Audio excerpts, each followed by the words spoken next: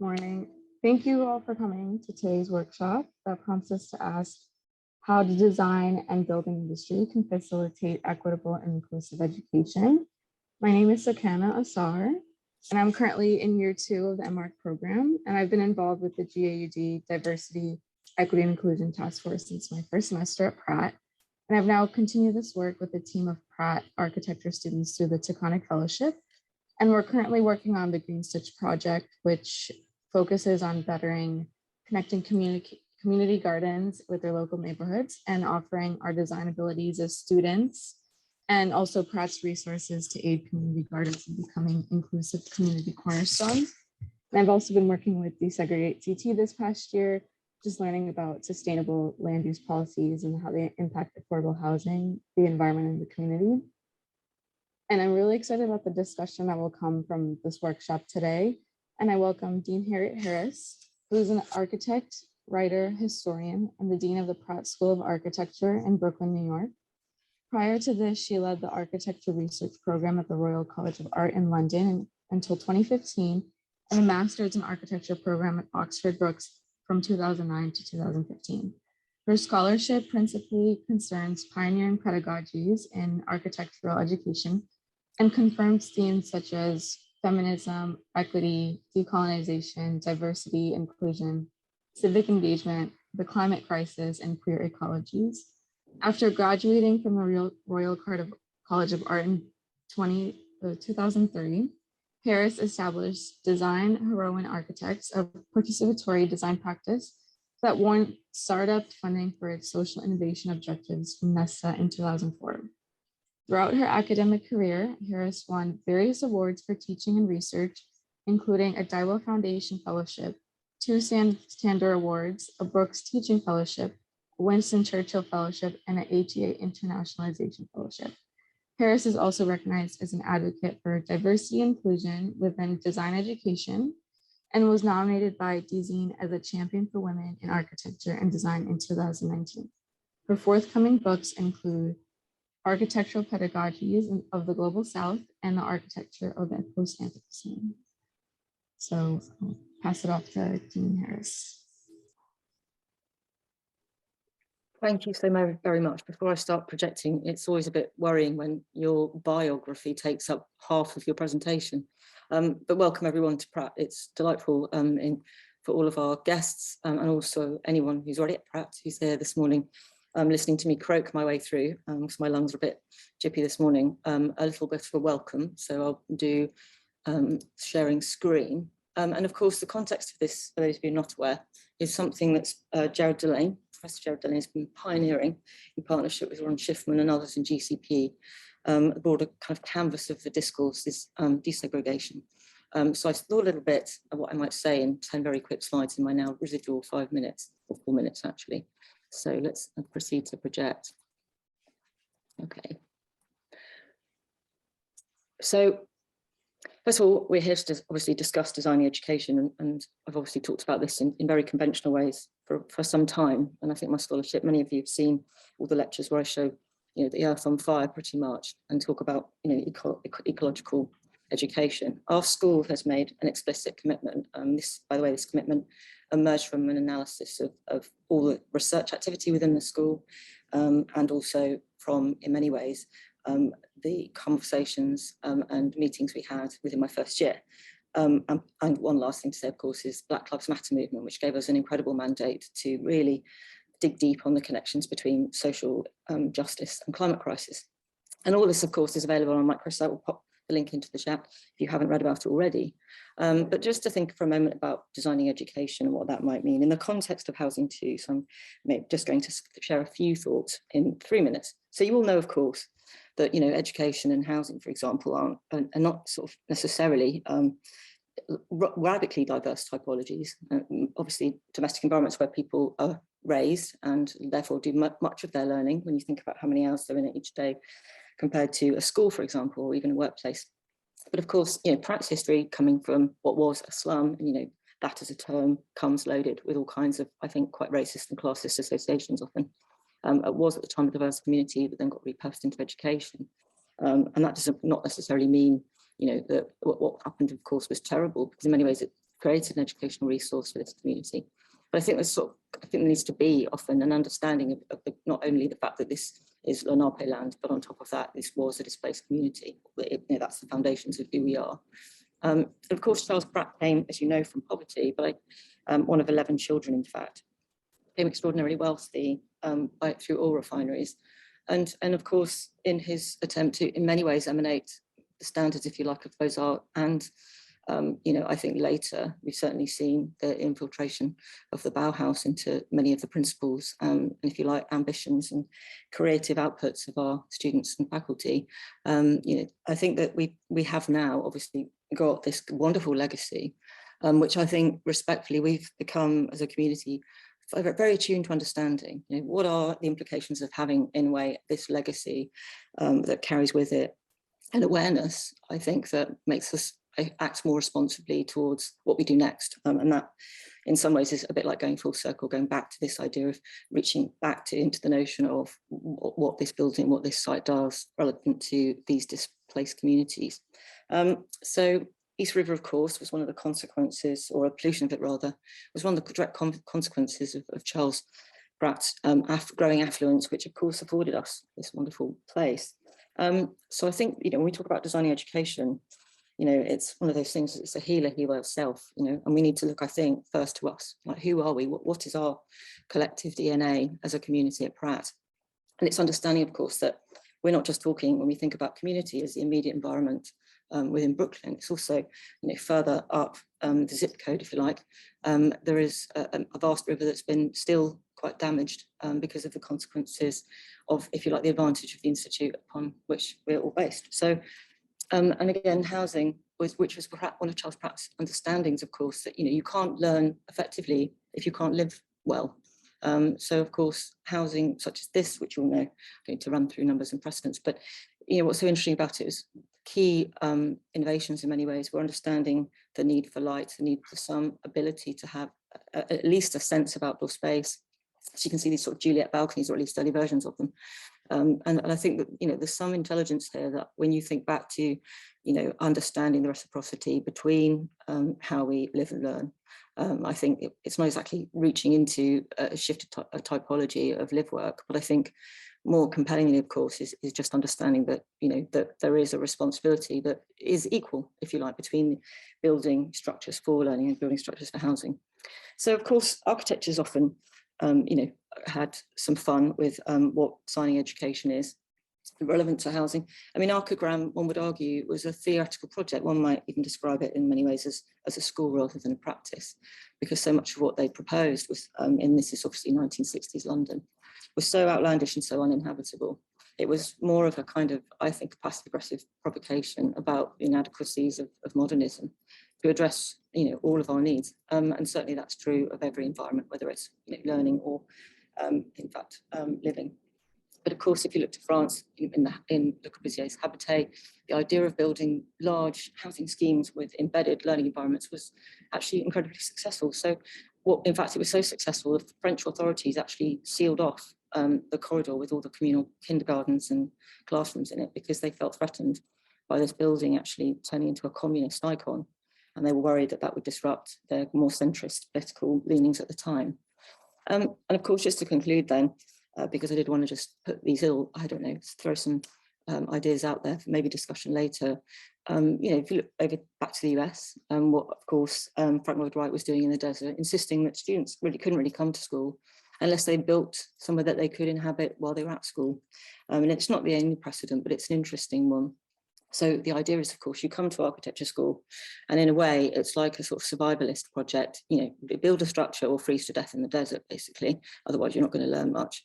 So I think that we think about pedagogy often, and remember, of course, that pedagogy is, the leading of the young. That's what it actually means, and it was always a job done by slaves. And while some of us may feel that actually, being a pedagogue is a bit like modern slavery, there is something really interesting about the idea of how we learn and what is the sites of learning, where should learning be situated, and also and who gets to learn and how. So I leave those very pithy, rambly thoughts for you, and then hand over to the real experts, the keynotes, of course, who are speaking next, and obviously for Jared to introduce them. Thank you.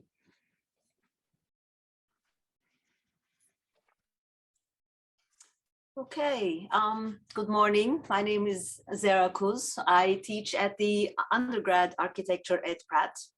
I think that Pratt School of Architecture is a perfect setting for such interdisciplinary conversation. We host many different, Heather, do you have a question? Oh, okay. Many different programs, and when COVID hit 2 years ago, our hallway conversations found another place, and we became much more focused, and they discussing life after beyond COVID. That was a question posed by Juan Camilo. I joined that group. David Burney started another workshop, another focus group for housing, both cities' crises essentially. And I felt what better environment is there if I offer a volunteer for housing and education for one and continue to contribute to the housing. And here we are. When COVID hit in March 2020, with less than 1,000 people in New York State sick, former Governor Cuomo issued an executive order and shut down the schools. 4 days later, he also shut down all non-essential workplaces. So all of a sudden, housing became schools and workplaces.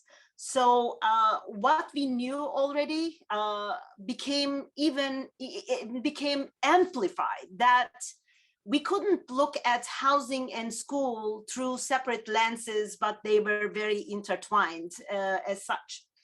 I invited a brilliant young colleague of mine who was formerly my student, Matea, to join me, Matea Kulusik, and we started working and collecting data to support our research into how the housing and education are intertwined. And I will just share with you a couple of maps to document New York City's challenges. And these are all, this is, for example, just,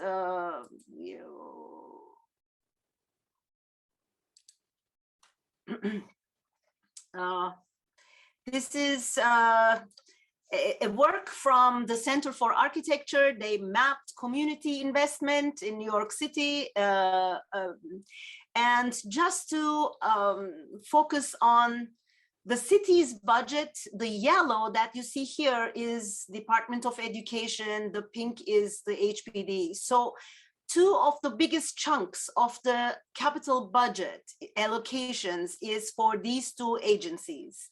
And this is another diagram just outlining the same. The top two are DOE and HPD. And then we, of course, the decision-making entities are the CBs. They, every year, they put a statement of need.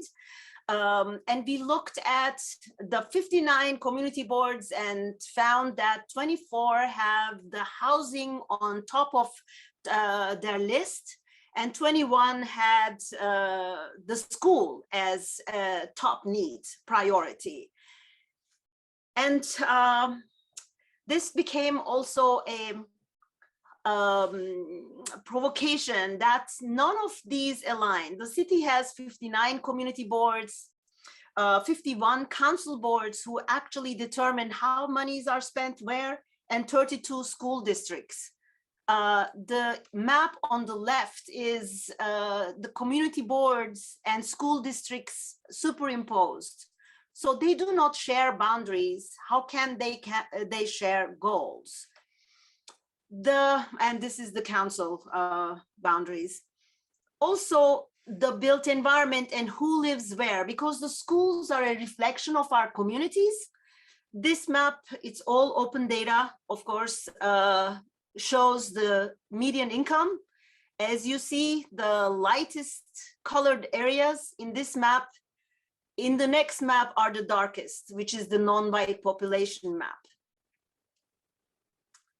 And they have other hardships as well, not to mention the open urban space, not to mention having access to internet, but they also have, they are essentially identified as food deserts. So most of these children who live or grow up in these neighborhoods do not have enough nutrition when they go to school. Yeah, sorry, this is the last map I'm sharing is actually New York Times have issued this map 10, 12 years ago for the first time. This is the ethnicity distribution throughout New York City, and that influences the school segregation as well. Jared, pick it up. Thank you, Zara. That was excellent. I really appreciate it. Good morning, everybody. I'm really happy to be with you all today. I'd like to continue the introduction on today's conversation. So let me share my screen. 1 second.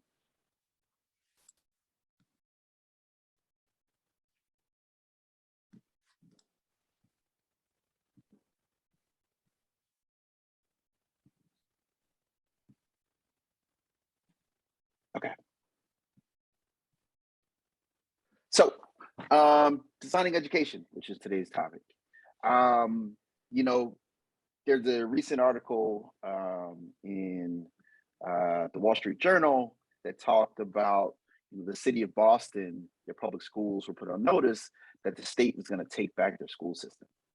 And that was a fascinating kind of like opening line. And then I jumped into the article, and it stated that 25% of the African-American children in town can't speak at a grade level, that they're falling behind. You know, layer this with the fact that, you know, arguably one of the best universities on the planet is there in town. How is this happening in the same area?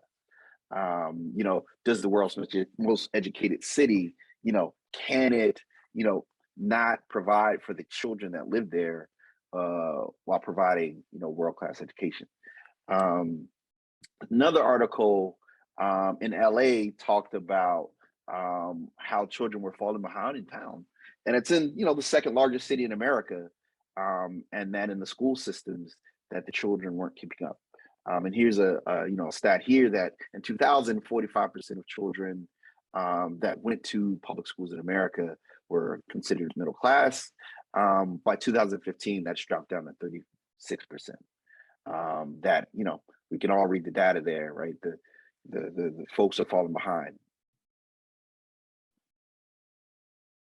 You know, again, LA, second largest school in America, and also one of the least economic diverse ones in the country. You would think in, you know, what many of us would consider a liberal city and a liberal state, how they're not able to provide the adequate resources to provide for the children that live there. These are the type of things we're going to talk about today. You know, how can we solve these problems? How can we fix the education system? Here's a quick little chart here of school enrollment in New York City in 2019. You know, half of the non-white population is going to public schools, but half of the, you know, white population is going to private schools in New York City, which is an interesting factoid. Why is that happening? Why do they not believe in the public school system that's in place? And as Zara showed, public education is the single largest budget item that we spend money on as a city. Why are we spending so much money on a system that isn't giving us the proper outcome? Another chart here, you know, again, from 2000 to 2019, the public school district in New York City are losing the African-American population, or at least the amount of students that are attending the school is going in a net negative. You know, why? Again, it's our single largest budget item, but we're not providing adequate education, that we're losing population. There is a gain, as you can see here, in charter schools. Charter schools have been growing and largely providing for minority children. So, you know, kind of the charge of today, you know, is, you know, how can the design and building industry, you know, what can we do about it, right? how can we create communities that have great housing and great education, and provide for those in those communities and create, a better life for them. So with that being said, I'm going to pass the mic to Ron Schiffman and Mark Griffin. Thank you, Jared, and thank you, Sarah, for both of you for the introduction to today's topics of discussion. I have the role of introducing the keynote speaker today, and it really is an honor to introduce Mark Winston Griffith. Mark is a third-generation resident of Crown Heights, Brooklyn, and until March of this year, he was the executive director of the Brooklyn Movement Center, a Black-led community organizing-based group in central Brooklyn that he co-founded in 2011. We at Pratt had the privilege of working along with him a number of years ago in one of our studios.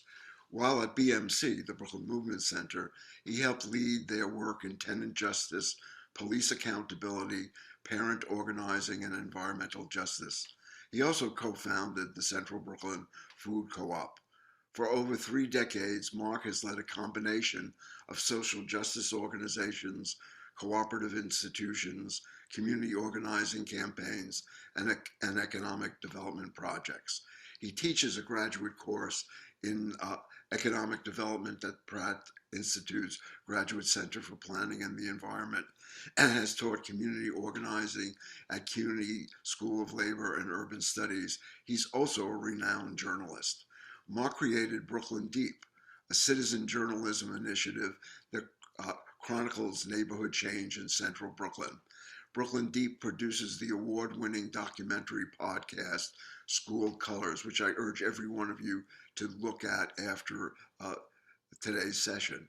He created and co-hosted with Mark along with Max it was written by Mark along with Max Friedman, another faculty member at Pratt Institute. Mark was an adjunct professor of urban reporting at Craig Newmark Graduate School of Journalism at CUNY. He's been a board member of the city news site, City Limits Magazine, and Free Speech TV, the Cooperative Economic Alliance of New York City, and Brooklyn Cooperative Federal Credit Union. I have had the privilege of being with Mark on a number of panels, as I've always been stimulated by his thinking, and also have met him informally because his son and my granddaughter went to the same public school in New York, something both of us are very proud of. So I want to turn the mic over to Mark Winston Griffith to sort of keynote the discussion that we really want to have today. Mark, take it away. Wow, thank you, Ron. I deeply appreciate that. And I guess I can't get too impressed by the bio since I wrote it myself. But it means more coming out of your mouth, to be quite honest with you, as someone who I just have such deep respect for and who I know is just so important to the work that not just but I and everyone here does. So thank you for that. And I'm going to, a few disclaimers before I get going. I'm going to try to keep my remarks fairly short because, I think that on Zoom, we have a little bit less attention span than say if we were in person. I'm also going to have to leave the discussion fairly early because I have a plane I have to catch. So I just wanted to let you know that. But let me just get started. I have some prepared remarks. And so I want to start by saying thank you for inviting me to speak at what I consider to be a very distinguished gathering.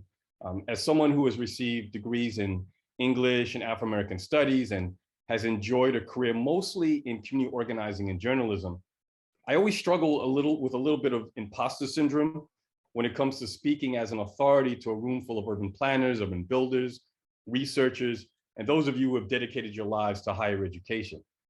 So yes, I've run a financial institution. I focused on community economic development, redlining, predatory lending, and economic justice in general in my career. But it's always been done from the inside looking out, as a resident, as a stakeholder.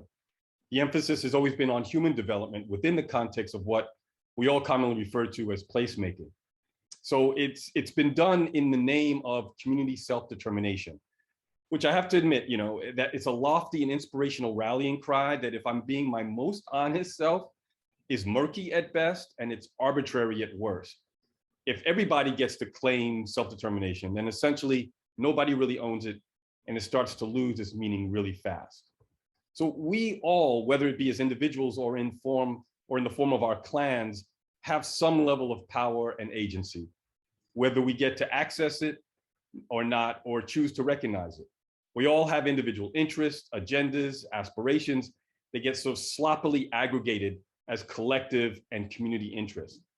And what everyone in this room has in common is that we believe that we should be in the position of building schools and parks and neighborhoods and cities, that we are able to divine what is in the best interest of others and what equity looks like and what should be delivered into the hands of future generations. The tricky part of our work, whether we call it community organizing, urban planning, architecture, economic development, or education, or social work, is being clear on where we and how we show up as practitioners. We have to know how to separate the slogans from an acknowledgement of how complicated and difficult it is to share power beyond ourselves, to actually see and hear as many voices as possible, to do right by them, and to make decisions that will affect people's lives for generations. Both utterly ridiculous and necessary it is for us to see ourselves as facilitators of human progress. So what's so special about this conversation we're having today about the interplay between housing and education is that it puts us face to face with the recognition that everything in our civic lives is interconnected, and that our past is in fact our present. And that this is particularly important in the midst of the cultural wars that are raging across the country around education. For instance, although you would be hard pressed to find an opponent of critical race theory who can actually define what it is, I do think what is unsettling to people is the idea that teachers might be impressing upon children that we didn't just land here, and to look beyond what they actually see. Many are scared of the implication that the way we live, who is rich and poor, who is healthy and sick, who feels safe and insecure, and who feels hopeful and hopeless, is not simply a matter of our individual choices, but is deeply impacted by how our world is structured, literally and figuratively. And because it's not easy to touch or to see or to taste structural forms of inequity, they can be very easy to deny. Okay, so I know I'm being very abstract, so let me give you an example. As Ron mentioned, I co-produced, hosted, and wrote a documentary podcast called School Colors. In our first season, which will actually be released next week, in our second season, which will actually be released next week on NPR, so I'm giving you somewhat of an exclusive preview, we explore, among other things, the attempt to bring a school desegregation process to an area where people think of, let me say that again. We explore, among other things, the attempt to bring a school desegregation process to an area that people already think of as being the most diverse place on the planet, a particular school district in the middle of Queens. On paper, this school district seems like the last place you would find inequity. It has everything we're looking for in a multicultural and multiracial world. Almost equal shares of people who the census defines as Asian American, white American, Latinx Americans, and Black Americans. A place where from a distance, everyone has apparently learned to live, work, play, attend school, and worship together. And yet, as you get a little closer, you understand that even among this so-called diversity, the district covers at least 9 distinct neighborhoods. It's deeply segregated and harbors profound inequities. In the most technical and confounding terms, this district has schools that score high on the dissimilarity index. The Census Bureau defines dissimilarity as measuring the percentage of a group's population that would have to change residence for each neighborhood to have the same percentage of that group as the metropolitan area overall. And I'll repeat that, and Adam can speak more to this himself. But the Census Bureau defines dissimilarity as measuring the percentage of a group's population that would have to change residents for each neighborhood to have the same percentage of that group as the metropolitan area overall. And so, yes, you have people across the racial rainbow living and attending school in this district. But lo and behold, white nation folks live in separate enclaves within the district than the Black and to some extent Latinx folks. There is literally a boundary in the district referred to as the Mason-Dixon line that separates two distinct parts of the district. Although that line has shifted over the years, and with the growth of Asian, South Asian, East Asian, Indo-Caribbean, and Latinx populations, it's no longer a binary equation of Black and white. And yet still, what you will find is that the Black people, by and large, attend different schools than everyone else, particularly the white folks. And far lower measured indicators of achievement correspond to the Black schools and to the Black students. The presence of diversity and segregation existing side by side is a mind-blowing idea for a lot of the people we interviewed who live in that district. And what's truly fascinating is that when the prospect of figuring out how to put more Black bodies in predominantly white and East Asian schools and more white and East Asian bodies in Black schools, the people whose children benefit the most from this construction actually denied that this construction existed at all. I mean, in their eyes, this is not the Deep South or Boston. They're in New York, for God's sakes, where there is no forced segregation. If people go to school in one neighborhood and not another, it's simply a case of people living where they want to live and choose to live. So the people we interviewed argued that it was misguided and it flowed against the natural order of things to address school segregation, because where people attend schools was predicated on where people choose to build community, free of Jim Crow or systematic racism. Thus, to shift where children attend school through planning, policy, or what they regard as social engineering, to disrupt this racial distribution within schools is an attempt to disrupt,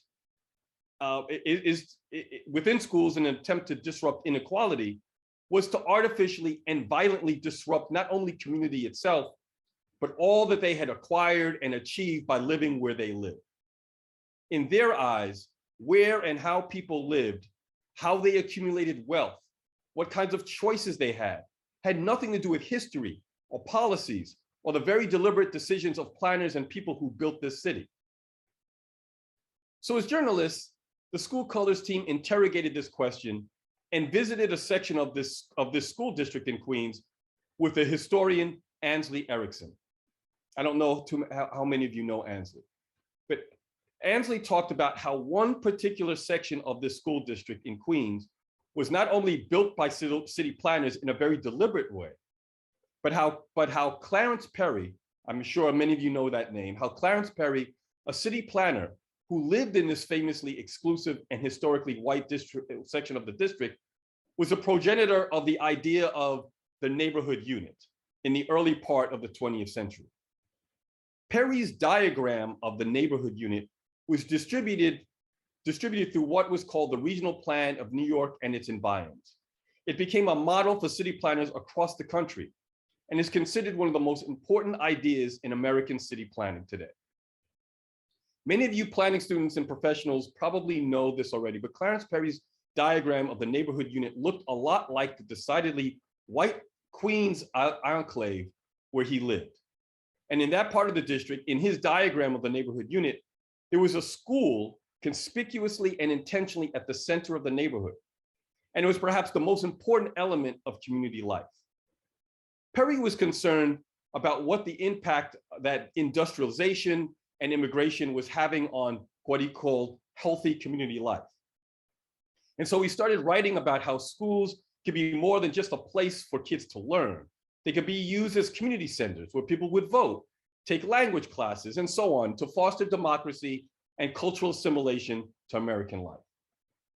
But he was talking specifically about assimilation and commingling among people of European descent. And in doing so, he actually advocated for racial separation. He wrote that the great foe to community life is heterogeneity. The new method to which I refer produces homogeneity. Put like people together, give them common facilities to care for, and associations among them are bound to spring into existence, end quote.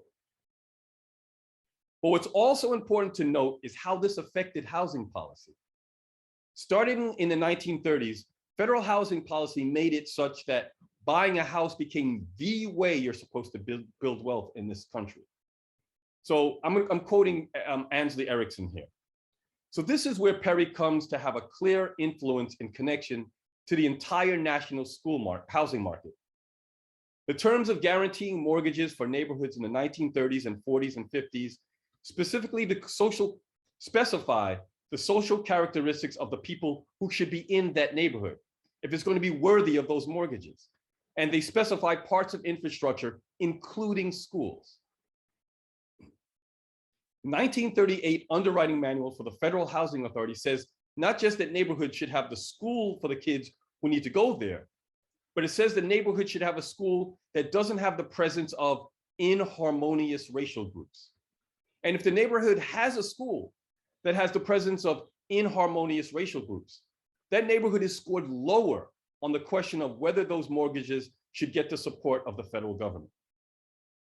So I'm sure we all know the story of redlining, but I'm not sure we all fully appreciate how far it reaches beyond affecting racial patterns and outcomes and dictated what schools will look like and other institutions. As Erickson put it, it was federal policy to put money towards neighborhoods with segregated schools and federal policy to keep money away from places with integrated or racially mixed schools.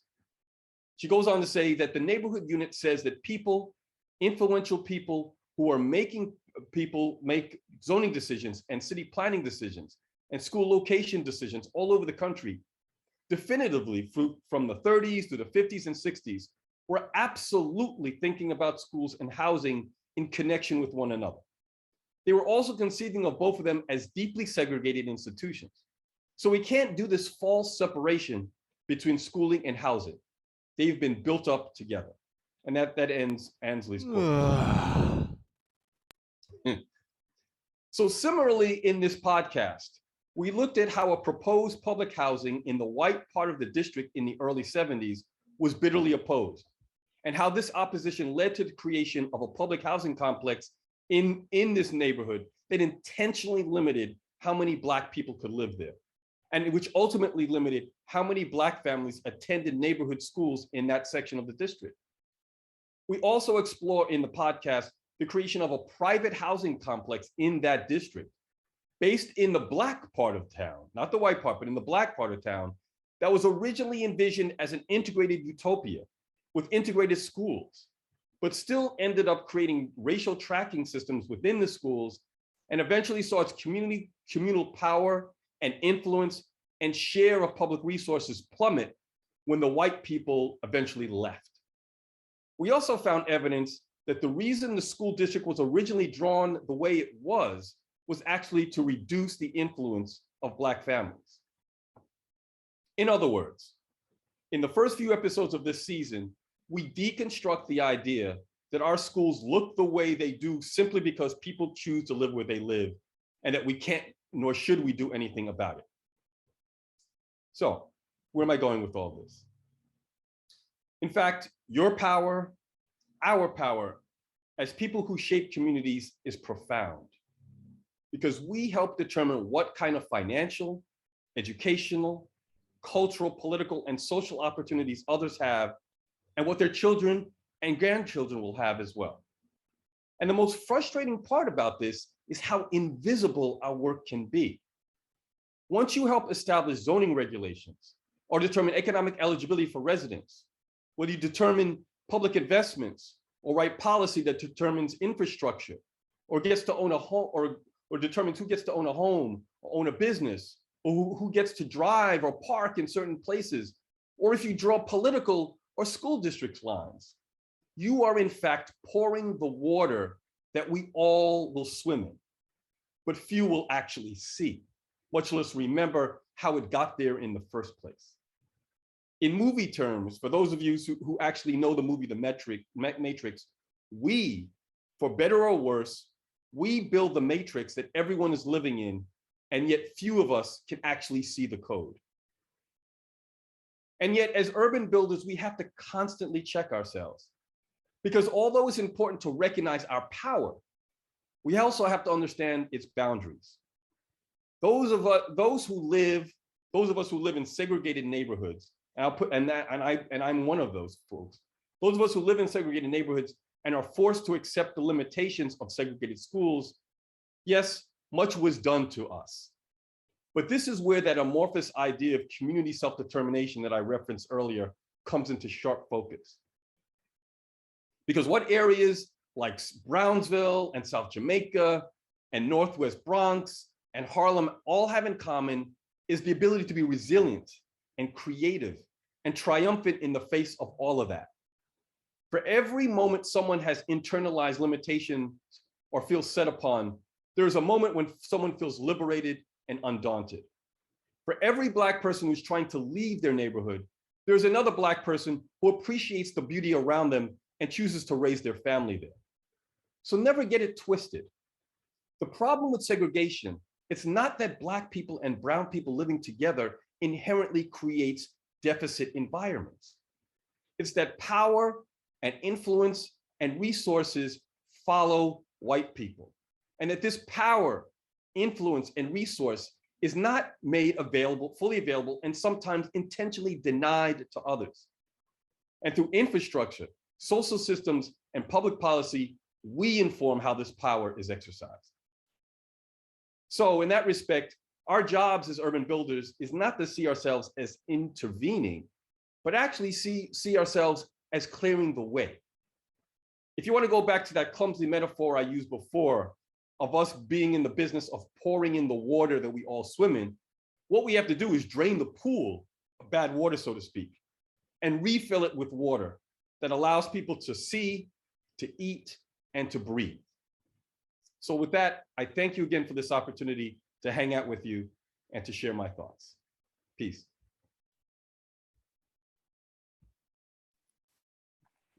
Wonderful. Thank you so much, Mark. We truly appreciate it. You know, such an important topic. We have a lot of work to do, my man. Lots of work to do. So thank you. So this is going to lead us to our next panel, joined by my colleagues, Heather Lewis and Judith Kapka. Heather, Judith, how are you doing?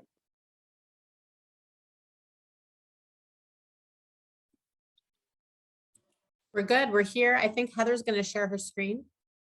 I thought you were doing intros, Jared. That's why I was waiting. Yep, I am going to do intros. I was just making sure that your mics are working. All right, perfect. All right, first,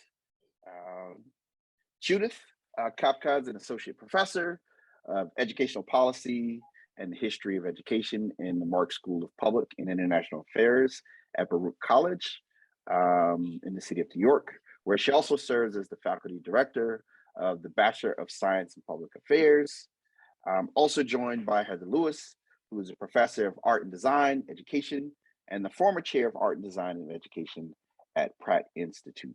Her historical research focuses on the intersection of urban social movements and institutional reform in New York City.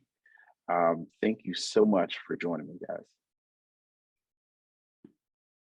I think you can share your screen now. Okay.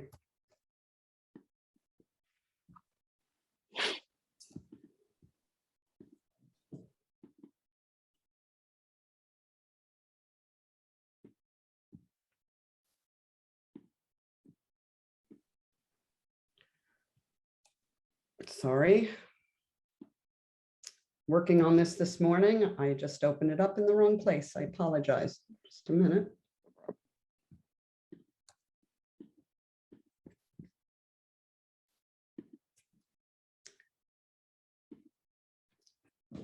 Okay, well, just to briefly say where we connect with Mark's amazing presentation about the past and the present. I want to acknowledge that the first episodes of School Colors was about District 16, which is borders Pratt and its surrounds. And both of us, I was involved in that effort. So we are going to be covering an earlier period to that, much earlier, in Brooklyn, and the roots of school and housing segregation in the late 1800s and early 1900s. This is some of Judith's work. I'm going to be talking about community control of schools and housing and the interrelationship there, the idea of resilience that Mark referred to from the 60s to 90s, and a bit about school district reform from the 90s to 2002 that connects us to the following panel.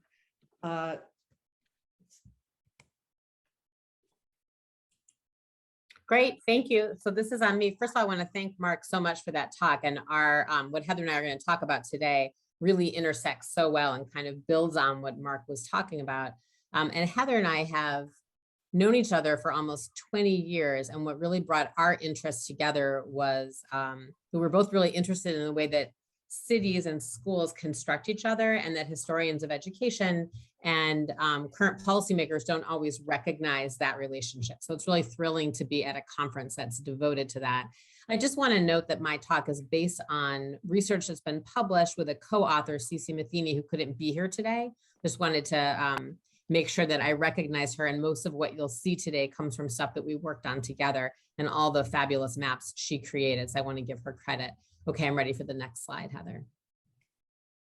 So what I want to talk about today, you've already heard a lot about the way that neighborhoods are racially and economically segregated, and so are schools, but I want to poke a little bit at these questions. And we've already heard kind of references to these this morning. You know, do schools reflect their neighborhoods, or are neighborhoods shaped by schools and education policy? And what role can or does school choice play in this construction? So we often hear, and we heard this morning, schools reflect their neighborhood. So if you live in a white affluent area, everyone in the school is white and affluent. If you live in a poor neighborhood, everyone who goes to school is poor.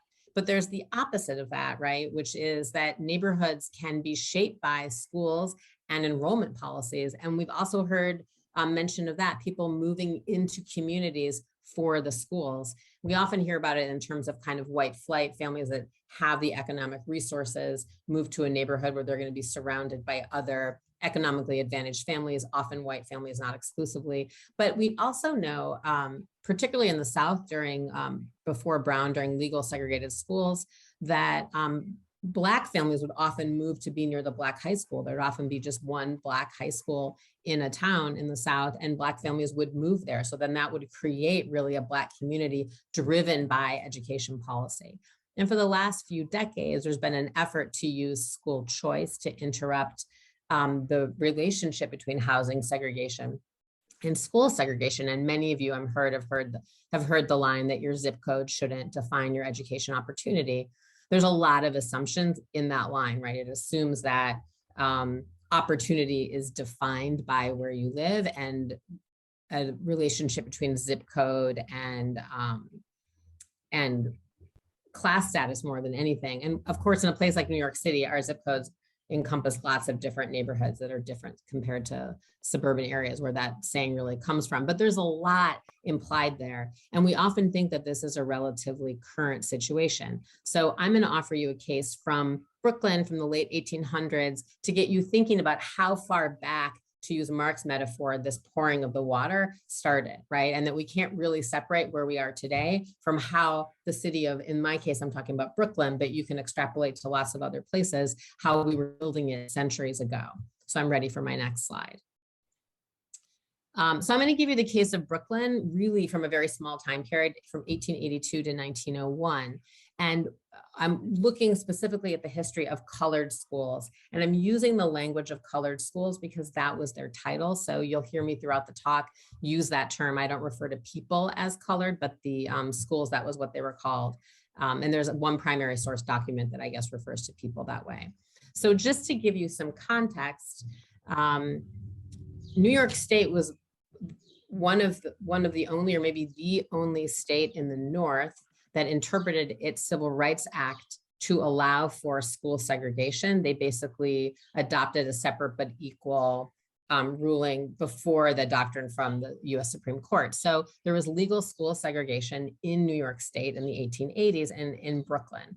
And after an attempt to challenge that rule in the courts, the Board of Education in Brooklyn in 1883 banned racial discrimination in school admission. So what this meant was that principals were ordered to admit any student in their district, any student in their enrollment zone. If they lived in the area, they had to be admitted to the school regardless of their racial background.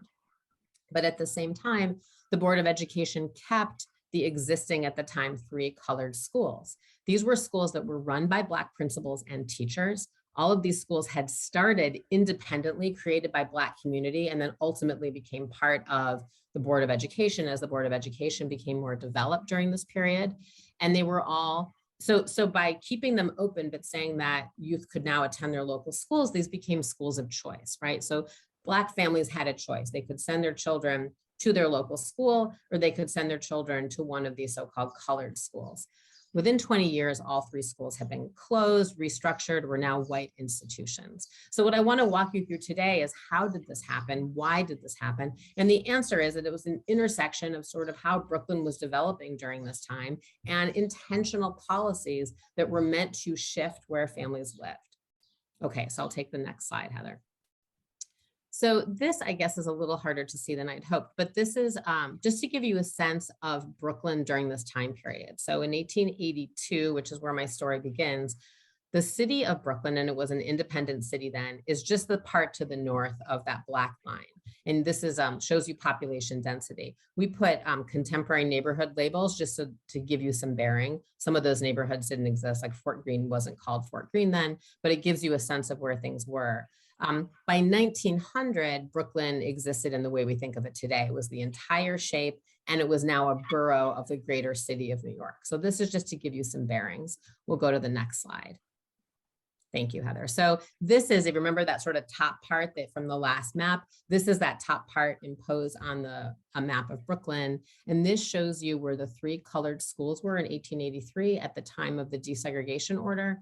And it also shows you the distribution of Black population at the time. And just for reference, there's a very small Black population in Brooklyn during this period. It was much larger earlier in the century when slavery was permitted in Brooklyn, in New York. But at this point, it's only about 1.5% to 2% of the population. So it's not a really large population, but it's concentrated in some areas. And so the 3 schools, colored school number 1, which is the one I'm going to spend more time talking about today, is not too far from those of you in Pratt. It's kind of in between, it's sort of downtownish, kind of in between what we today call Fort Greene and the Navy Yard. Colored school number 2 had begun in Weeksville, the village of Weeksville, which had been a Black village and had kind of been absorbed at this point by the city of Brooklyn, but the school was still there. And colored school number 3 was in Williamsburg. And at the time in 1883, both colored school number 1 and colored school number 3 were in relatively new buildings. And this is actually a really important piece of the story because we often think of segregated schools as having, poor material conditions, but these were actually nice buildings. And colored school number 2 gets a new building later also. And this is really relevant because all 3 of these schools ultimately become taken over by white families. They become white institutions. And one of the reasons for that is that families wanted access to these nice buildings.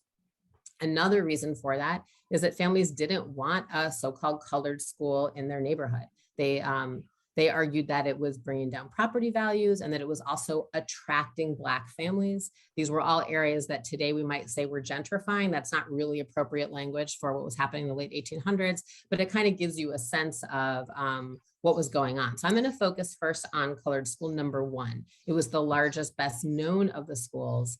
And we also have the most data on it. And the reason we have the most data on it is that in the 1970s, a school secretary found some very, very, very old books in a closet, including the admissions book for the school from the late 1800s. So Heather, I'll go to the next slide. And so this just gives you an example of what it looked like, but now they exist. Now this book is in the Schomburg. And Cece and I were able to go through, this is every student who enrolled in the school in the given year.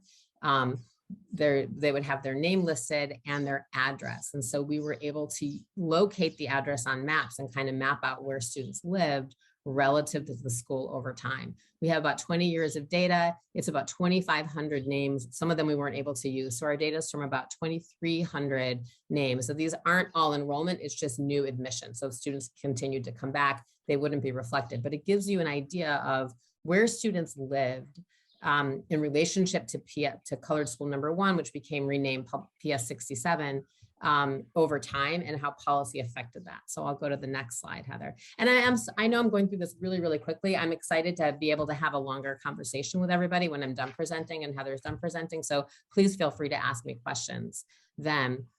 So just to give you a sense, in 1882, 1883, before the desegregation order, you can see that Black children were, children were coming, and they were probably mostly Black children, were attending colored school number 1 from all over the city of Brooklyn. The gray loop is within half a mile distance of the school. We can't really say what was a typical distance to travel because we don't have that data. A lot of these students did have a school closer to them though. After the desegregation order, you can see there's still a lot of students traveling a pretty long distance to attend this school. So we don't know exactly why. We do have evidence that some principals were continuing to refuse to admit Black students into their neighborhood schools during this period, but those schools tended to be much closer to the colored school. We don't have so many reports of them further away. During the time 1884 to 1888, the Board of Education affirmed the desegregation order and renamed the school. So now they're no longer called Colored School 1, 2, and 3. They're now called Public School 67, 68, 69, but they're still Black-run institutions, Black principals and Black teachers. In 1889, 1898, that's after they've renamed the schools and affirmed that students can attend their neighborhood school. We see that we still have a lot of Black students coming to attend this school from other parts of the city. Finally, in 1899, 1900, everything changes.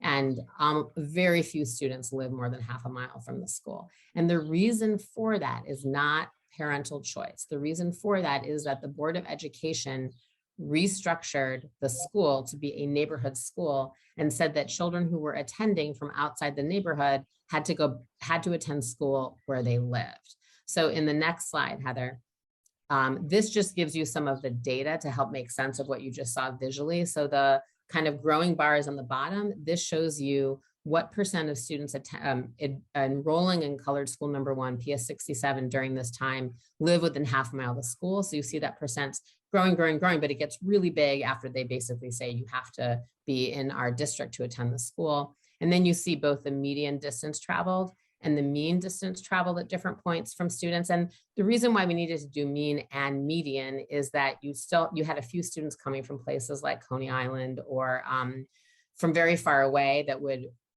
mess up our mean average, but also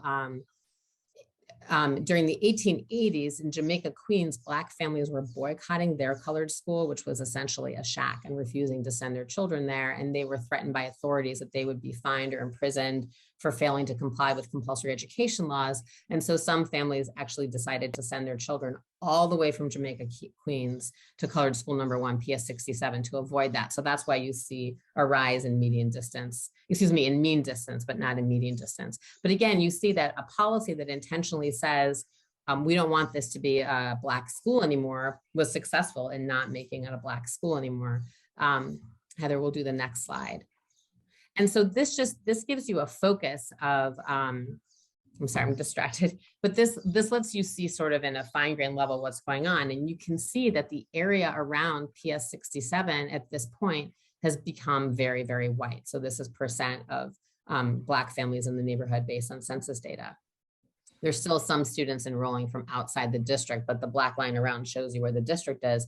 There's 2 schools in the district at this point because there's the existing school and then they made PS 67 another district school. So you can see this was an intentional effort, and there was lots of arguments in the board when they were making this decision. There were a lot of arguments in the community and also from educators saying it's not good to have a Black school. It's better for students to be dispersed. It's also it's not good for them to be traveling so far to come to school. It's also decreasing the value of the school and decreasing the value of real estate around the school. So this was an intentional policy, and the school within a year was over 80% white. I'll take the next slide, Heather. A somewhat similar story with some different specifics at PS 69, which was colored school number 3 in Williamsburg. You see that the neighborhood around that school also became whiter over time. And there were a lot of German immigrants, and they were very explicit that they wanted to send their children to this really lovely building. But they didn't want to send their children to a designated Black school. So what happened was the Board of Education decided to move PS 69, the existing PS 69, which had a Black principal, to a storefront a few blocks away. And about 30 students followed her there, and everybody else enrolled in regular PS 69. So it wasn't exclusively white, but because the community was so white, it became a very white school. And then that storefront annex closed quickly after that when the state passed a law making all principals have a similar salary schedule, and the board could no longer pay a Black principal so much less than everybody else, and they eliminated that position basically. So that's the end of that Black principalship also. And then finally, the more complicated story that I can only briefly touch on here, and Heather, if you could go to the next slide. This is a school in Weeksville. This neighborhood had more Black families than the other neighborhoods. And if you know where Weeksville is, kind of the intersection today, what we might consider Crown Heights and Bed-Stuy, you can understand that community has remained with a strong Black base. Although during this period, it was becoming increasingly whiter. There was a new elevated train line that helped bring families and workers into Manhattan quickly. And it was what we would say again today was gentrifying. What happened here was the Board of Education had promised the Black families in the neighborhood a new building, which they did build for colored school number 2. So you see it moved over a little bit. And then it was renamed PS 68. But the families in the community said, the white families in the community said, that seems like a really nice building. We'd like our children to attend school there. And also we don't want a designated Black school in the neighborhood because that brings down property values. So for a while, the two schools shared the building. It was PS 68 and 83. And then eventually they were integrated and actually became one of the first truly integrated schools in the city, if not the state. And one of the reasons why I call it integrated was that there were Black teachers who remained, and there was a Black assistant principal. No, there were no Black principals at this point, but there was a Black assistant principal. So the school did become majority white, but it had a significant Black population at this point. So that's the history over time of what happened to these schools. So by 1901, there is no more, not only are the formerly colored schools, they don't exist, but there's no more Black schools. There aren't schools that are run by Black school leaders. There aren't schools where there's a Black majority and where Black families feel like they have a voice. And that stays for a while. So I can take the next slide. Just a heads up, Judith, 5 minutes. Okay. Oh, thank you. Okay. So I just want to highlight that this wasn't accidental. This was intentional. So this is a quote from the Brooklyn Daily Eagle. I put it up because the language is a little funny because it's from 1899, but I do think it's worth reading. The Daily Eagle had been opposed to desegregation order when it came through, but it's a newspaper that was a big booster for downtown development and bringing more sort of white families and just middle-class families to Brooklyn. And a lot of families were moving from Manhattan to Brooklyn during this period. And they were pretty pleased with how it turned out. So they said, it is admitted that where colored schools were maintained, they worked an injury to the localities by diminishing property values because they became known as purely colored settlements. But these conditions have been very much abated, and in some instances quite removed by the opening of white schools to colored children. And it is admitted by men well located in realty values in Brooklyn that by distributing the colored people over the city through the influence of the public schools, something just popped up and is covering this up. Better conditions prevail, I think it says, than were formerly known. So it was an intentional, what they called dispersing of colored families. And Heather, really quickly, if you show the next slide, you can kind of see what happened. So we certainly can't say it was just because of school desegregation or the closing of the colored schools, but you've got the colors show the population density in Brooklyn in 1900, and the black dots represent Black residences according to census data from that year. So you can see that there's still a lot of Black families in the areas, particularly around PS 67 and PS 68, 83, but you can see there are a lot of Black families that have moved to other areas as well, and that's going to have consequences down the line. So we can't say there's a definitive causal mechanism, but what we can say is there's a lot of intentional planning going on, and that, as Mark said, it's often the Black families did not have the power. At this point, there are still a really, really small portion of the population. They didn't have the power to have much say, although there was some strong community voice at this point. Really quickly, we'll do the next slide. Okay, so what's the relevance for today? I mean, I hope that you found some really fascinating parallels to what's going on today in gentrification and the loss of Black spaces. We see that this is not new, it's just taking different shapes and forms today. But I would also argue that this sort of intentional thinking about the relationship between where people live and the schools goes back, over a century, and it really did set the stage for how we think about spatially organizing schools today. Two more quick slides. This one we can just go through.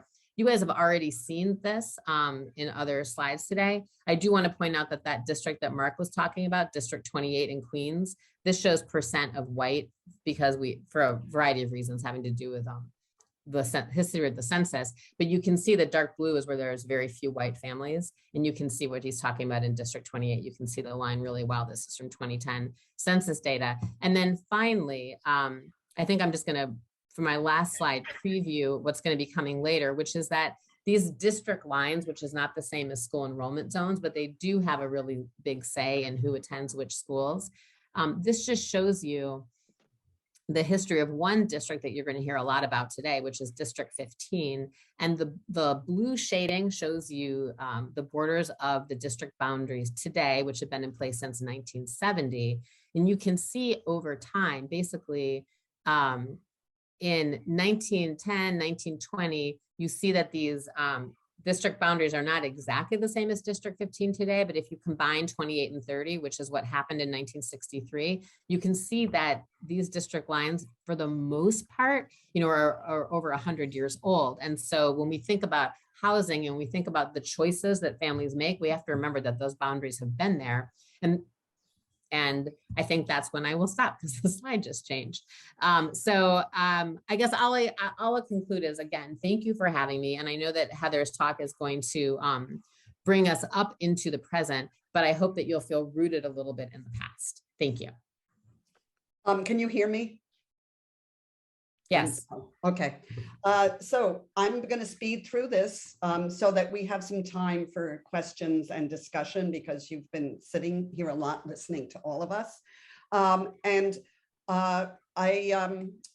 want to start with this slide, and I attempted to show you a big picture of entwined histories of housing and education in New York City's underserved communities from the 60s to roughly 2010. And again, this is the big picture. I'm going to return to this slide at the end. So the 60s, the important context in the 60s in New York City, which many of you know, is a period of municipal neglect, economic turmoil, by the 70s, the fiscal crisis. So on the right and the left, you have schools on the right, housing on the left. And these are underserved schools on the right, low-income housing on the left. And I'm using the word that Mark used, this self-determination, which is loaded and does have to be unpacked. But at the time, that was the term that was used in both areas. Self-determination, and I call it self-determining citizens, because citizens of communities, and I will get to what communities, I'm going to give examples of particular communities in New York City. That is how the community organizers and community residents saw themselves. So on the right, what you have, and this is part of the resilience and resistance that Mark referred to the policies you've heard about all morning. So you have, and the failure in the school area, the failure to address Brown v. Board in New York City. And there's a lot to say about that, but that is what sparks a lot of the 60s organizing in communities.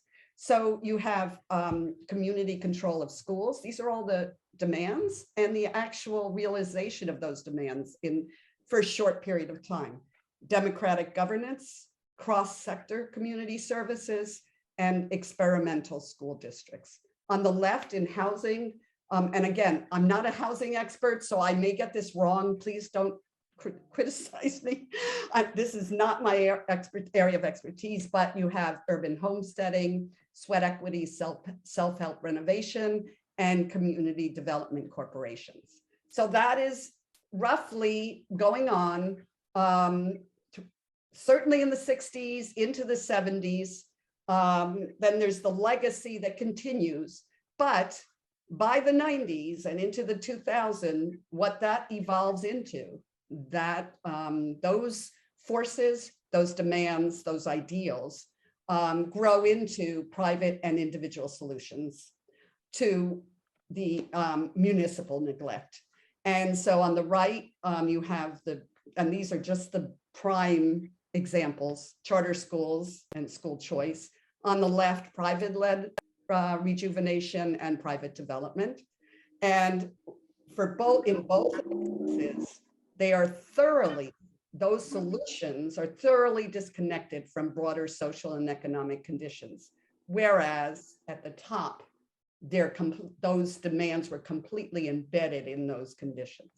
So I'm going to quickly tell you a story, which some of you know very well, but I didn't want to assume that everyone knew this. And this is an education story. I will point out the specific areas where education and housing come together in the community control struggle, specifically in Harlem. So again, this is Harlem, and this is the experimental school district I referred to. 1967 is a period of time. You have the middle school, IS-201, surrounded by its feeder elementary schools. Those parents and community organizers and educators form an experimental district, and they become a governing board. They make decisions, they make local decisions about education, not necessarily about the buildings, but certainly about education. This is their governing board. They're called the demonstration school. And again, this only lasts for a couple of years. You have to remember that. And they actually, the leaders of that experimental school board, begin to link schools, housing, and other social services consistently while they're governing. So you see their hand-drawn structure in the center of the public schools, right? Even expanded as public schools. You see all the things we have today that did not exist then. No full day kindergarten, no pre-K, no kinds of daycare services. So that's the public schools expanded, right? Including overnight facilities for children. Then on the right and left, you have the broader housing on the right, health, welfare, cooperative services. On the left, adult education and enrichment and job training. So that's their vision for that small area I referred to that you saw, IS-201, its feeder schools. And now you'll see how small it is. This is a map of Manhattan divided in two. On the right is the experimental district, IS-201, which is really located in East Harlem. And on the left, Lower Manhattan, Lower East Side, that was also an experimental school district, Two Bridges. And you see the crosshatching is showing you what small areas these experimental districts take in. So this is the interconnection I want to show you, and I am going through this in lightning speed. It's amazing history. Some of it has just come out, but it's the interconnection of the IS-201 experimental district, which I talked about. You see it outlined there. This is called the East Harlem Triangle. It is a slice of East Harlem. And this is the Architects Renewal Committee in Harlem, ARCH. And that brought together the community organizers that are working on the housing in the experimental district and those involved in shaping housing in the East Harlem Triangle. Many were the same women. Many women are involved in this. Architects are very heavily involved in the housing area, but it all comes together through the East Harlem Triangle Plan. Here you see many of the women pictured here are also involved in the governing board or in the organizing around IS-201, but here they're planning housing. And now I'm taking you to some other parts of the city very quickly. Not so many parallels between housing and education, at least we don't know them yet. I want to point that out because some of this history is just coming out. So United Bronx Parents, they're in the South Bronx in districts 7 and 9. They're led by famous community organizer Evelina Antonetti. And their focus is really on bringing parents into the schools and really reinforcing their rights. Moving to Brooklyn, this is a map of the Brooklyn districts, and you can see in the very small area with an N in it, the cross hatching there, that is the experimental district called Ocean Hill-Brownsville. And that, I'm not telling you, I'm just going to show you some images. Those are the schools, those are the feeder schools. These are the demands. I want to point out that Ron and his students, I think it was his students, actually worked in this storefront here, which was the headquarters of the school district. Can you imagine? This is a school district with its superintendent in a storefront in Ocean Hill-Brownsville, and the Pratt students and Ron are working with the superintendent. And I would like to just acknowledge that the Pratt Center, this is only one of several major initiatives that the Pratt Center was involved in linking education and housing in communities. I'm not going to go into that. We've done some oral histories about that, and we're trying to really flesh that out. It's important Pratt history.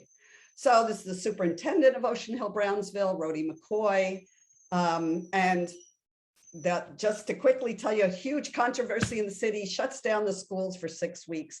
Teachers union, majority white teachers.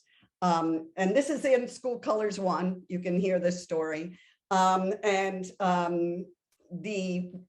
What that does, it creates a huge citywide controversy, pits Black leaders against Black principals, Black teachers, against the white teachers union, and it's covered all over the city, cops in every school, teachers having to make decisions, white teachers having to make decisions about crossing picket lines to support community control or to join the union. Teachers and principals in those experimental districts opening up their buildings illegally, sleeping in buildings. I mean, it's a major event in New York City that the people in education know about, but or people who live through it know about, but others don't. So, this is these images, these two images are part of the resilience and the resistance after those school districts that I described are closed down by the state.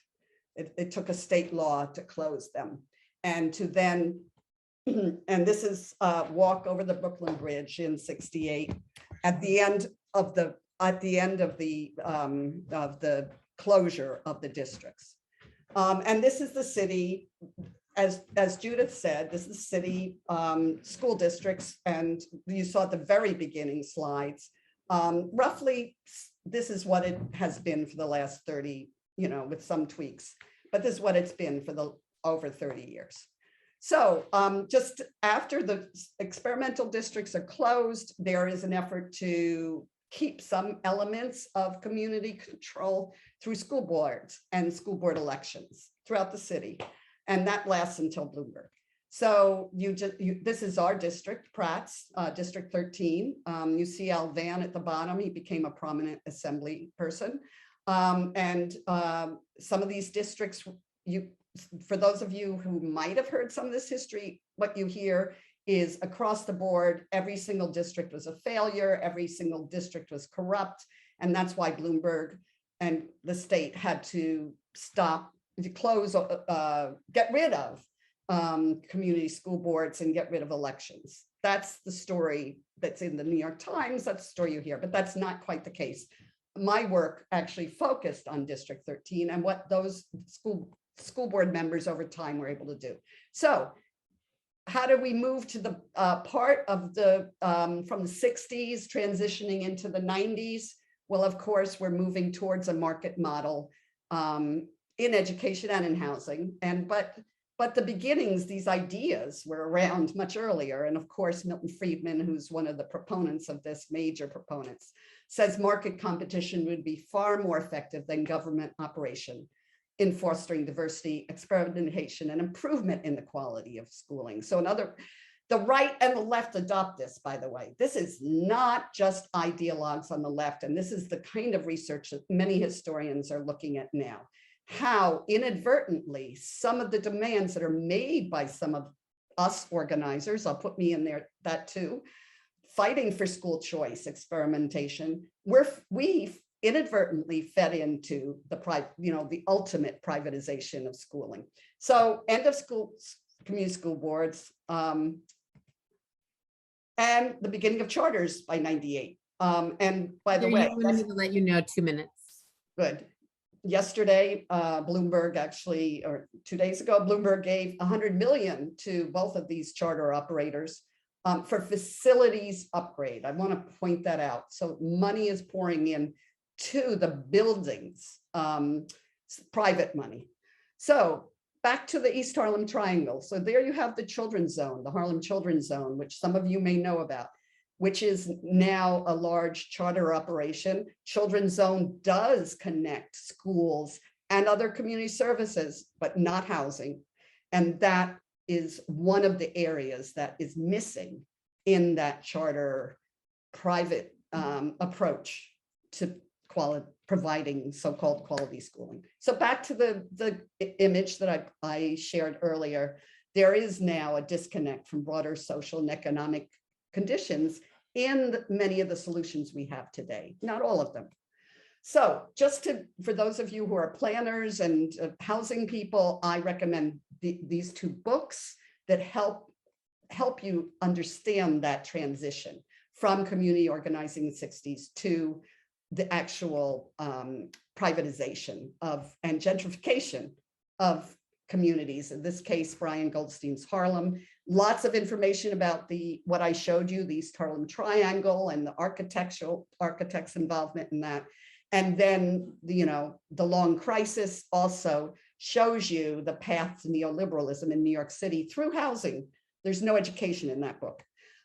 So quickly, I just want to make a transition and a segue to the next presentation. I want to speak of myself now as an activist. I was a school board member in District 15 from 89 to 93, and part of a coalition school board where we attempted to actually address some of the inequities that had evolved in the district you've heard about over time. So we tried to create more equity in the gifted and talented program, which is continuing today. Children of the Rainbow curriculum, some of you may know this, fair student funding formulas, inclusive non-segregated special education programs in schools, which then became actually citywide models, and increased equity in program and school choice. And that's it. So I'm going to stop sharing my screen.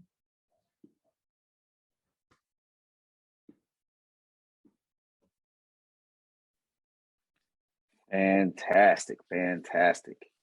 I often tell folks context is important as you're coming up with solutions, as you're thinking about how we can make things better. There's a number of architects and architecture students here and planning students. How can we go forward and create something that's great? You have to understand kind of the structural way that we got to this place so that we can come up with good solutions going forward. So feel free to put any questions in the chat. I want to chat with the two of you for a few minutes and ask you both kind of some questions and thoughts to spark some continuing conversation, right? Oh, somebody threw a question in the chat. Tequila asked, creating equity in G&T is an important topic today.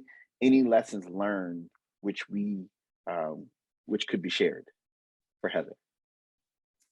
Thank you, Tequila. Well, again, context matters, as Gerard said. In the 80s, the context was quite different than it is now. And so just so you know where we came from and the fact that this conversation is continuing because it is a very complex conversation, as you know. I mean, we have a mayor who supports gifted and talented, who supports it for lots of reasons that are different from others who support it. So it's not an easy solution. I just want to point that out. So what we did very quickly, and it was we proposed very small tweaks to the admissions process. This is when districts controlled the programs. There was no citywide control. So districts set the policies, district determined the tests that were given and so forth. So our coalition asked that we move admissions from kindergarten testing to actually entry in 2nd or 3rd grade. And I know that's even been a proposal today. And we asked to change the test and move towards teacher recommendations. That's in the 80s. It's still coming back today. And there were huge, we had the cops in the room. We had a huge outpouring of majority white parents, middle-class parents who thought we were going to end the gifted programs for them. And we thought we would win. We had the votes, but because there were so many protests, we lost. So that's not a positive outcome, but at least we started the conversation. Thank you. Very good, very good. Yeah, I think the whole Stuyvesant High School. There's been lots of conversation about the diversity or lack thereof in a publicly funded gifted program and why there's a lack of diversity. So hopefully we can improve that so that it better matches the city and the great diversity which is in New York City. So you mentioned a moment ago about school choice and that it didn't necessarily go the way that you guys thought. Can you speak a little bit more about that? Yes, and I actually want to ask Judith to talk a little bit about it too. So I'm just going to quickly say, well, actually, beginning in the 80s and into the 90s, we just started, okay? It was just the beginning, and it did go somewhat the way we wanted, despite, I think some of you might have heard the podcast, Good White Parents, which I was interviewed for, and I actually disagree with some of the findings in that very popular New York Times podcast. And the reason I disagree is because we started there were existing junior high school programs that the school determined. And so they started creating informal kind of gifted tracks. These are tracks in schools, but you still had to qualify if you wanted to be in there by test score and so forth. So what we did was we had a superintendent who worked with the principals, or pressured the principals, I should say, to create other opportunities in those schools for students. So it was kind of like creating more so-called tracks, but ones that were not exclusive and didn't require admissions criteria. So it was a kind of a very halting first step. I don't want to claim that it created equity in school choice, but it was a beginning. And we did create a school called the Brooklyn New School, which some of you may know about. That was created by parents and teachers and approved by the school board. And originally, the lottery system was based on racial and ethnic and socioeconomic background. And actually that got thrown out later on by federal policy. But that was an attempt to create a school in the district that really did reflect the district population. And that was how the lottery was controlled. by the district population. So, Judith? Thanks, Heather. I mean, the panel after us is going to talk, I know, at least some degree about an attempt to use choice with a lottery system to try to bring about more diverse schools in District 15.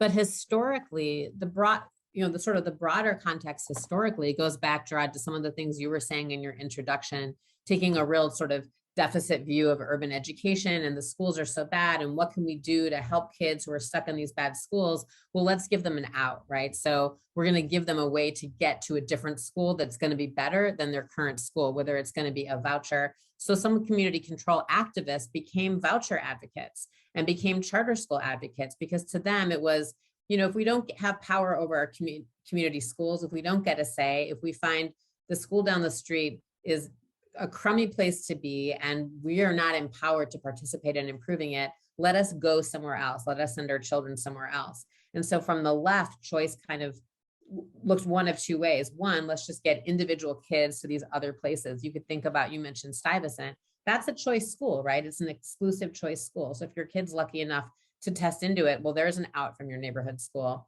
Or let's create our own schools in something that looks like a charter. We're going to get together, we're going to hire a principal, we're going to create a school that looks like the kind of place we want to send our kids to. But charter schools, and there still are some like that, right? But a lot of them now are run by these really large management organizations, and they're not really responsive to community, they're responsive to individuals. And if you're not happy with your experience in a charter school, you can leave it, right? You have the ability to exit. And when you have choice becomes mostly, in most systems, choice is sort of about individual families looking around for the best fit for their children and really shopping, right? So we see education as a product really, really disconnecting from the community. So kind of the opposite of what Mark was talking about earlier, because now, well, you might band together with the other families at your school, or you might just opt out. And we have studies that show that some families will switch schools multiple times in their children's, K-5 experience, just looking for a better fit for their kids or looking for a place where their kid is better treated. Choice allows schools to push out kids because there is a sort of idea of fit. Well, maybe this isn't, if you're not happy here, this isn't really the right place for you. Maybe you should go find a school that better meets your needs.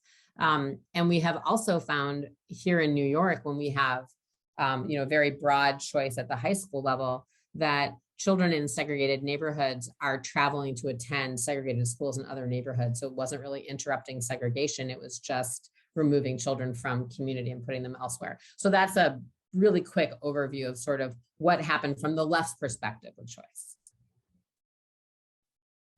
And for those not in New York, Stuyvesant, it's one of the best high schools in New York City and in the region. And it's publicly funded, but you have to, pass a test to get in.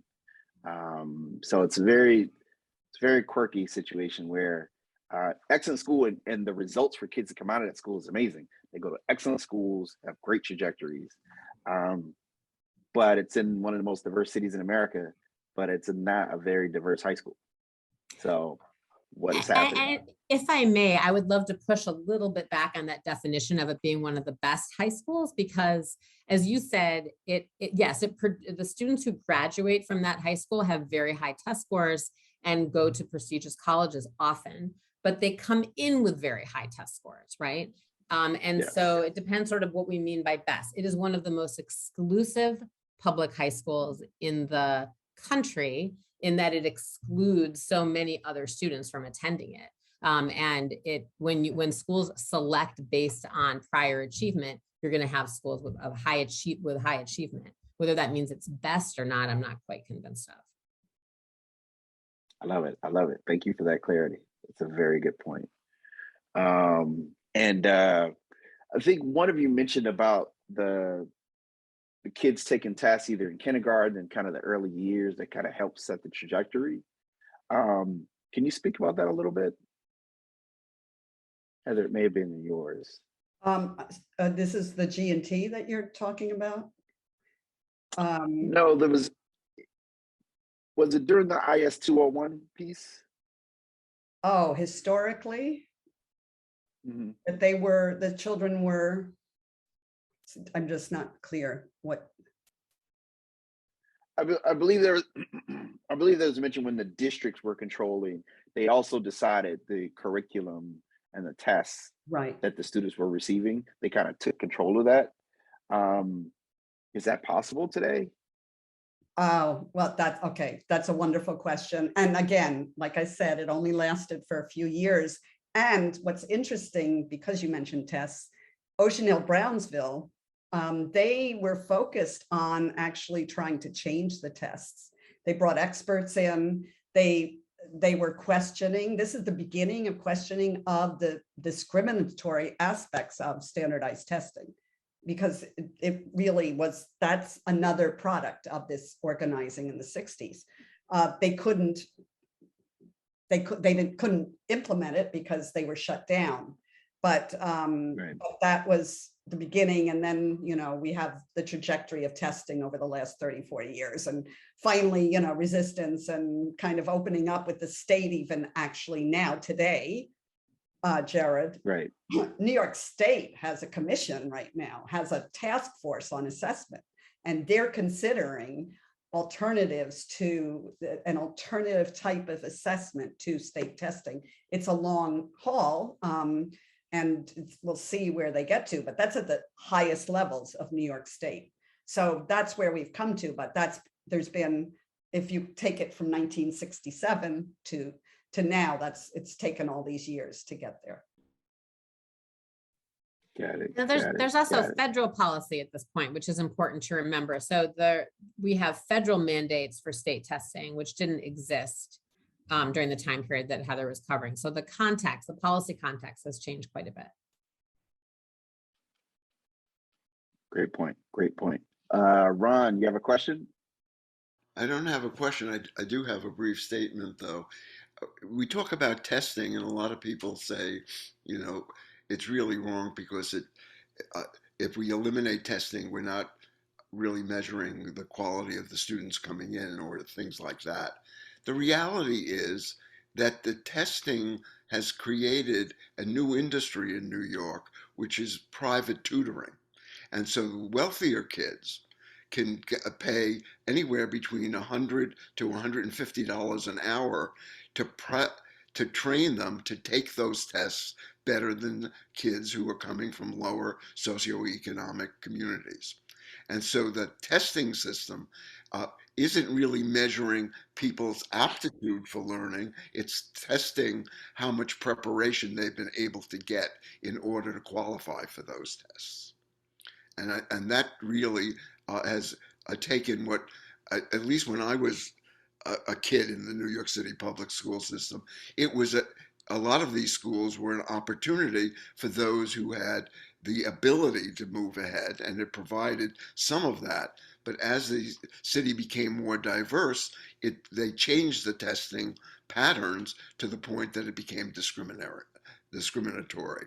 I'm not a believer in testing, but I do think we have to understand that it's become, as I think Heather pointed out, part of the privatization of education that's taking place in the city of New York and in other places around the country. It redirects them. Agreed. I mean, the testing is almost weaponized, almost. Judith, you're going to say?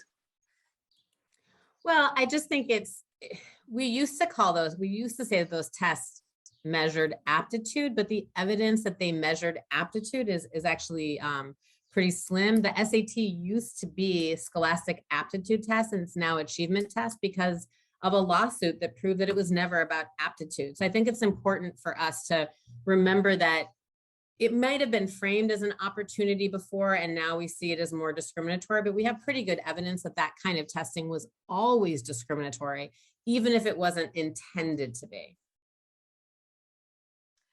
Wow. That's amazing. This conversation is opening such a can of worms, because the testing nationwide is one thing, international testing is another thing. That also questions, what are we teaching? Why are we not delivering the tools that the kids need? I mean, some developing countries test better than our kids in you know, worldwide. So how do we address those gaps? And the other thing is, of course, when we were trying to address this issue of desegregation, or how do we, how do we integrate trust, culture, ownership into the whole process, whole relationship between policy and process? How do we address these trust and culture? It is not, it's very difficult to address them by by policy. How do we tweak the process that they become part of that acceptance and Heather, Judith? I'm not, Sarah, I'm not even going to answer your question. I'm going to the big high level slides you showed at the beginning, because we haven't, it is related to trust, at citizen trust, okay? Not trust in necessarily in your local school, but trust in government in terms of your elected officials and your capacity as a citizen to vote for elected officials who you might trust. And so I just want to point out that those maps Sarah shared at the beginning, which may be a blur at this point, but she showed the city council districts. Is it 59? 59? 59. And 32 community. No. 52 is city council, 59 is community board districts, and 32 school districts. Right. That's so important. It's such an important, and it's a much longer conversation, but it's very, very important for us in New York City at the scale we're operating at the neighborhood level, to understand those lines and how they don't intersect, therefore really separating education from not only housing, but all other services. So, and also in terms of our, not just citizens, taxpayers, the whole thing, and Sarah's slides are so important for us to take in, those big picture slides, how much money goes into education and housing. So those lines, by the way, and we're revisiting governance today, you may have read in the papers that the current mayor is not being given control automatically right now. It's all up in the air. At the state level. And the reason it's been up in the air for a long time is related to governance of schools. It's related to that budget that you saw, but it's also related to the fact that we have not figured out school governance, that a system that will at least contribute or allow or create the conditions for trust. We don't have that at the local level. So at one point, our commissioner, he was a wonderful state education commissioner. This is going back to the 80s, Tom Sobel. He said, well, why don't we just change the school district lines to be contiguous with the city council lines and the community board lines? Let's just make those lines all contiguous. It was a brilliant idea. The guy was brilliant, but Heather, you froze. Oh, you froze on us, Heather. We are just about up. Judith, any kind of last kind of thoughts for a young, aspiring planner who's going to create the next amazing city in America? Well, I'll say two things really quickly because I'm really excited to hear from this panel. But the first is being in places like this. I think you're in exactly the right place, because if you're thinking about planning and you're thinking about housing and education together, that's key. I mean, we saw so many housing plans get approved without thinking about how it was going to affect schools, right? So we had these high rises full of families going up and then no buildings for them to attend school. So thinking about those things together is really, really important. And then to go back to Sarah's question, it really is about trust. And Heather's right, it's about governance, it's about trust in who governs. It's also about trust in your community. If we want to think about what it would take to have families happy in their local schools, it does mean that you have to create trust very, very, very locally. And that's really, really hard work. But I do think that the folks coming next are going to talk about that a little bit. So it's a pretty good transition. Thank you, everyone. This was really great to be a part of. Fantastic. Thank you so much, Judith. I truly appreciate it. You and Heather, thank you so much. And with that, I'm going to first give a small little commercial from Pratt. Courtney, you there? Yep. Hi, everyone. Hi, everyone. This has been an amazing event this morning. Just wanted to also, reiterate the welcome. My name is Courtney Knapp. I'm an associate professor in the Graduate Center for Planning and the Environment at Pratt. I'm also the events coordinator for the School of Architecture this semester. And I just wanted to make a quick announcement about the AIA and AICP continuing education credits, which we are very happy to be able to offer for this event. So if you are a registered architect or a certified planner and you are looking to obtain CE credits or CM credits for this event, I've added a link to the chat a couple of times. I'll keep posting it there, but it's a two-step process that I'm gonna need for you in order to claim those credits. The first is to use the sign-up sheet that I've already distributed to add your name and your respective AIA or APA member number. I will then turn that stuff over to both of those organizations in order to process the credit. So I need you to sign up first. At the end of the event, I'm also going to distribute an evaluation form. It's very quick. It takes about 30 seconds to fill out. And it would be, most helpful if you would also be willing to do that at the end of the event. So for now, just the sign-up sheets have gone out, and I'll share them a couple more times. But please do sign up. It's the way that we're going to be able to document this. We need to turn this paperwork over to AIA and to the American Planning Association. If you have any questions, you can shoot me a message in the chat. I'll also put my email address in the chat. Thanks again. Fantastic. Thank you. And with that being said, I'm going to pass the ball to our next panelist. Thank you, Gerard. Hi. Nice to put a little face to the name. All of this virtual living has us not meeting each other the way we might if we were planning in person. So nice to meet you. What's up, everybody? I'm Sadie Campoamor. Let's give everybody a minute to maybe just take a stretch, take water. And if you feel cool, I'm going to invite you to put your camera on. Of course, you don't have to. We've been doing virtual stuff for 100 years at this point. And so it's all good if we just need to chill. Also, sometimes turning on our camera requires a certain amount of trust. And so I'm inviting you to do that. But also, you don't have to. I will be facilitating this session, talking a little bit about District 15 in Brooklyn. And so I see some familiar faces. Before we get started with our own introductions, would you mind, this is such a little intimate group, would you mind introducing yourself in chat? Let's start with your names, your pronouns, and your affiliation. That could be a title, a job title. It could be a role and how you identify, right? I'm a caregiver, or I'm a public school parent, or I'm executive director of an organization. So if you guys want to populate the chat with a little name, a little pronoun, and who you are, we like to sort of model what we want to do here. And also, I think it would be helpful if if you're an urban planner or you're an architect, sort of what brought you here today. Thank you, Chris. Thank you, Gerard, for modeling that, right? Sadie, she, ella. We ask folks to share their pronouns because it just makes space for everybody to be seen. So that's always good and feel welcomed. And I am currently the chief equity, as I'm typing, chief equity officer for the New York City Comptroller, Brad Lander. And it's a privilege to be here with you this morning. I was born in Central America. I was raised in Manhattan with a single mama. And now I'm a public school parent myself.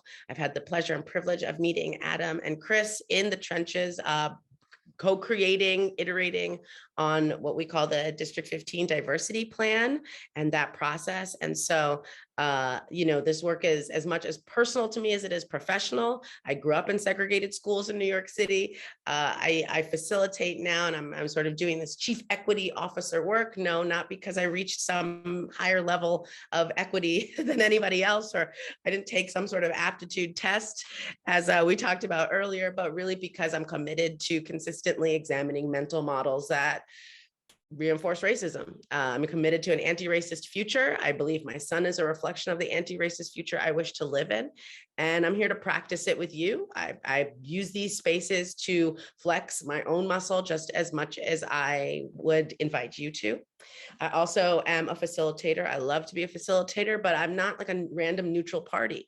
I show up to this work as an Indigenous mestizo woman, and as somebody who is deeply committed to just trying and just experimenting towards a more just future. And that doesn't mean that I don't have growth areas. And that certainly doesn't mean that I know certain things about equity that maybe you don't. It really is, I think, just consistently examining my own mental models and trying to disrupt internalized racism just as much as institutional. My charge at the comptroller's office is to deploy the tools of the office. We manage $270 billion pension funds. So I think about who's managing those funds, who are we investing in? So racial representation and asset management is a part of it. But also recently, Wells Fargo, for example, was thought of as not lending to Black folks, right? Giving 47% of loans to Black people who are trying to become homeowners. And that's discriminatory and it's racist. And so together with the New York City mayor, we were like, we just won't do business with you. And so that's a way that we can practice equity as well. It's expansive. There's no one way to do it. And I personally just want to name that I sit with the tension of, can we reform our way out of racism? I don't know, but I've been in government for a while. Before I was doing this, I was the Family and Community Engagement Executive Director at the New York City Department of Education, where I led hundreds of community conversations on race and racism. And I see my colleague Sally Frank here, so I just want to give her a shout out, who's somebody that I learned side by side with. And I also just am committed to families and communities, right? I've been community organizer and I started my work as a teaching artist and an after-school teacher in Central Harlem. So thank you guys for modeling introductions over here. I really appreciate that. Welcome. If you guys want to share what brought you here today, that would be helpful for this conversation too. And I'd love to hear Chris introduce himself and then Adam. Great, thank you. And good morning, everyone. My name is Chris Rice. I use he, him pronouns. And Sadie, I'm always amazed at the energy that you bring. I think that'll be my challenge for this session, is matching that. I'm really excited to be here in community with you all and to speak with Adam and Sadie. I would say after a very healthy initial shakedown from Sadie at the beginning of our D15 process, we grew very close over our time together. I'm the director of planning at WXY and associate principal, where I largely lead sort of large scale community planning engagement and school planning projects. And I really came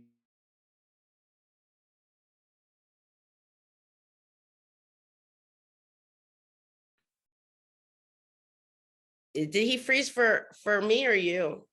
Oh, No there problem. he is. Hi, Chris. We had a little freeze, which was exciting because we were wondering, we didn't know what was coming next. So you said, I came to this work, maybe? I don't know. Yes. I came to urban planning through my interest in Black studies, gender studies, and environmental justice. And I really felt like urban planning offered me the tools to really engage with those topics in a meaningful way. I'm especially interested in thinking about my unique lived experience and frame that I bring through this work, both, as a Black person who attended public schools, largely in track programs, and who is the son of a public school teacher. And more broadly, I'm just interested in thinking about the role of Blackness and anti-racism in urban planning and community planning. And I was able to sort of dive into that deeper as a sort of co-founding member of Black Space back in 2016 and 2017, where we really got to sort of think really intentionally about that and what it means. And that group has really continued to grow and evolve past my initial involvement. So I'm really excited to be here and looking forward to the conversation. I'll kick it to you, Adam. Great. Good morning, everyone. It's great to be here. Great to have some people also from around the country, some people who have some deep involvement in history, looking at the relationships of schools and housing and segregation, and also great to be on a panel with Chris, a longtime colleague at this point, and Sadie, who we got to work with very closely. And as Chris echoed, I'll try and keep up with Sadie as we go. And I didn't grow up in New York City, and I didn't go to New York City public schools. I grew up in Western Massachusetts, in a town that had a private boarding school in it. And at that time, the school would accept some children from the town at a low cost. And I wound up leaving the public school I was at to go to this private high school. And really from a young age, it opened up a lot of questions around notions of privilege and fairness and opportunity. And I think in many ways that's really carried through, all of my work and family life as I've grown up. And, I think for those of you participating today, you'd all recognize that of all of the aspects of society that should be most oriented towards equity, it's got to be schools. Schools are really there to facilitate opportunities and equity in our society. So I really welcome this conversation. I do have 2 kids in New York City public schools now, with all its amazingness and sometimes frustrating aspects to it. And all of these interests led me to first start to train to be a teacher. And I did some teaching, and then shifted to train as an architect, and then did a PhD, which focused on the impact of schools on neighborhoods and cities. I'm now a partner at WXY Studio, working with Chris. We're a New York City-based practice of planners, urban designers, and architects dedicated to engaging with civic spaces. I'm also a professor of professional practice at Columbia University, and if you're not aware of it, a vice chair of the American Planning Association's Public Schools Interest Group, soon to be a division in the American Planning Association. So definitely encourage people to get involved with that. So back to you, Sadie. I appreciate you. Adam, you're so impressive. And Chris, you're not half bad yourself. So just shout out to my peoples. All of you who are listening today, I want to just sort of make a nod that we're going to talk about sort of the practice and use a case study in District 15, and certainly talk about the work on a macro level. But I have a very deep and sincere relationship with these 2 gentlemen, and it makes the work that much more deep and sincere. It makes the work that much more challenging because we challenge one another, but also nourishing because we fill each other's cups. And so as much as we sort of like to be in the spirit of academia and policy and practice, and that's really important. I'm a radical bureaucrat myself. I do want each one of you to think about how you're showing up in this work. Like when people say, what's the secret sauce? It's always relationships. And I'll just keep saying that throughout, that without those relationships, all of the deliciousness of anti-racism and good policy and good urban planning and all the things that we look to achieve wouldn't be possible. So big shout out to you guys. Really nice to be in community. I only have energy for y'all, really, truly. All right. So with that, let's talk a little bit about urban planning.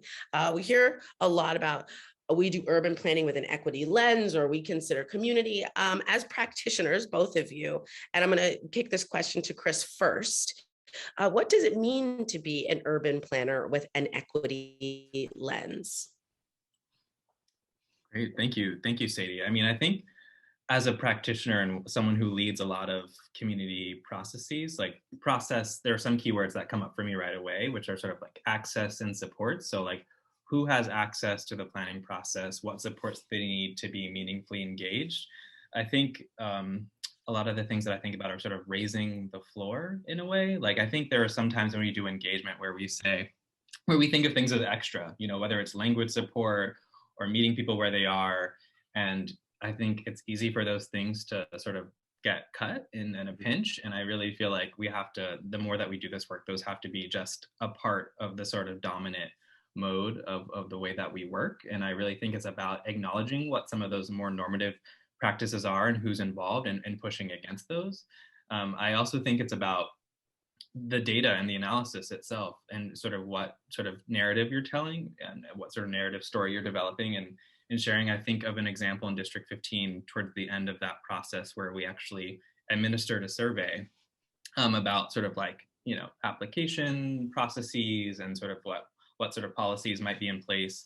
And the data was really, really interesting. And one of the ways that we shared it out was actually by neighborhood, because if you sort of looked at the data set as a whole, it told one story, but if you really started to look at it by geographic areas, focused on Red Hook or Sunset Park, there was a different story and narrative. And so I think it's really about when do you highlight voices and sort of what voices are you highlighting is a really important part of this. I also think it's about the work that we take on and the partnerships that we have. I think a lot of times we try to find work with people who have similar values and who are really willing to sort of dive deeply into this work. And I think that's really important because I think we're very focused on having impact and being able to move things forward. But I actually think one of the most challenging aspects is working with people who don't share your values and really bringing people along. And that's actually the most challenging work. And I think we have to be, at least at WXY, we're very intentional about when we do that, because it can be so sort of like personally draining, especially when you're talking about things like anti-racism and equity. And as a Black person, this idea that trying to convince someone that it's important or valuable doesn't always sit very well with me. But I think that is actually when that can be some of our most important and impactful work, is when we intentionally choose or work with a client who really needs to be brought along, and we have to communicate the value of the work and the value of equity and the value of anti-racism. And that can be some of our just most meaningful and challenging work. So I wanted to highlight that. I'll kick it over to you, Adam. I appreciate that, Chris. Hang on, I got a different question for Adam, but I want to reflect back what you said. I see some people are taking notes in chat. Please do use the chat. Let's make this interactive with one another. Who has access to the planning process is mission critical, but also want to lift up that when you as an urban planner are going into a community and maybe exploring whatever the problem of practice is, that you actually approach those human beings like they have expertise and experiences and memory and lived knowledge that can inform and enhance your work, right? That's also equity. That's what you've done. I've witnessed it, but I'm also lifting it up for this community, because we often go in and say, oh, our process was so good because we thought about all these people, but also how we're even thinking about these people is really important to explicitly interrogate consistently, especially for someone like me who's been in government, right? Who's like, let me just talk to this community. Now, let me listen. Right? Let me acknowledge that they have indigenous resources and knowledge that I definitely do not have. All right. Thank you so much, Chris. I really appreciate that. Adam, I'm gonna switch it up a little bit, which is more like, can you talk a little bit about the intersection between urban planning, schools, and sort of weave in equity, do a little equity zhuzh on that, but really like urban planning and schools have not always come together. Can you talk a little bit about that? That's a great point. And definitely I'm very excited to be talking to an audience that's primarily architects and planners on this issue, because, in effect, there's been a gap between the discipline of urban planning and its potential role in addressing schools. And schools are critical elements of social infrastructure and institutions that shape neighborhoods and cities. And that has just not been recognized in the discipline and in the profession. Schools of planning do not teach courses on how to think about school planning. Fundamental aspects of urban planning, like the comprehensive plan, does not look in any deep way at schools. Environmental reviews that look at new development have only the most cursory understanding and reflection on the impact of schools. And yet, as Mark discussed earlier in this session, something like the neighborhood unit, which was like probably the most fundamental tenet of American planning for so long, had schools at the center of it. And so we have a big gap. It's not to say that urban plannings need to take over school planning, because urban planning has its own troubled legacy in itself, and it has to confront that along the way. But I think it's really, really basic that schools have a major impact on cities and neighborhoods, and planners have not yet addressed that. And school districts haven't really found ways of intersecting with other elements of government. Now, just a little plug, things are shifting a little bit. And as I mentioned, the American Planning Association, which has not always been the most progressive body, will soon have a division dedicated to public schools right next to transportation and affordable housing. And, we think that's a really big deal. So back to you. I'm glad you asked that question, Sadie. Yeah, I mean, this is really important. Urban planning really excites me. So I always am learning from you guys. But, New Yorkers who are disabled on average take about 2.5 hours to get anywhere in New York City. And so if we think about our students who are disabled, if we think about, centering our institutionally oppressed people, right? And notice how I didn't use vulnerable populations or marginalized, how somehow you kind of rained down from a stork that they were more vulnerable or more marginalized. Incorrect.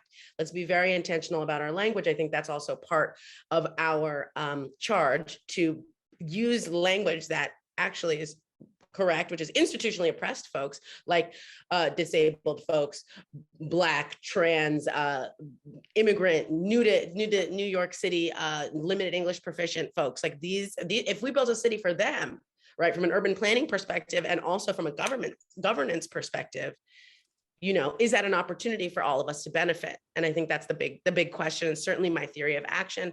I was going to, partially answer this question. And again, as embodying the world that we want to be, like I am moderating, I'm facilitating, but I'm also a person in this conversation. And so notice how I didn't come in and say, these are the ground rules and this is how we're going to talk, right? I'm trying to be a part of it.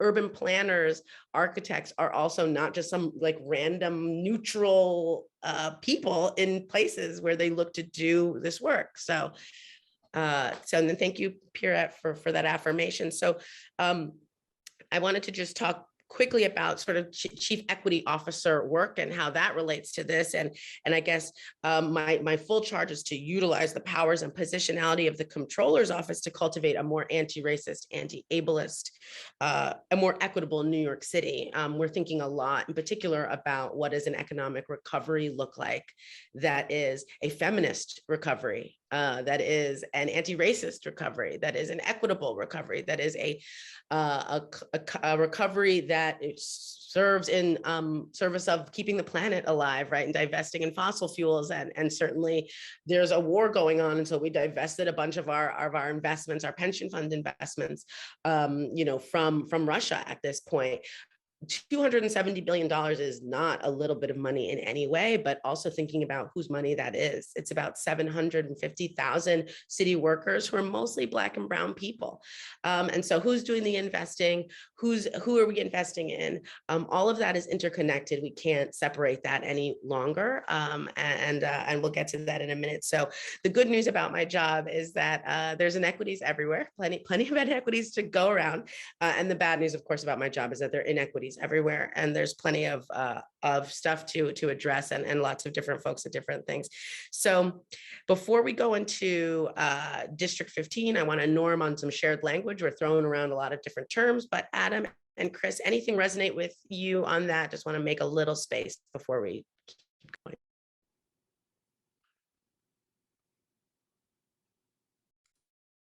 Chris, do you want to lead with that, or shall I jump? So yeah, I think what was interesting, of course, is the symposium that Pratt's been organizing has really been emphasizing that term desegregation. We have tended towards working with the term integration in our work, and I think part of that is to be really purposeful about what we're hoping to achieve and what we're hoping to see happen, and also to start to look at that integration piece as moving from just looking at the numbers of kids of different backgrounds attending schools, but also what's happening within those spaces, really always talking about integration in parallel with inclusion, which is, Chris referred early on to issues of tracking within schools and thinking about aspects of curriculum.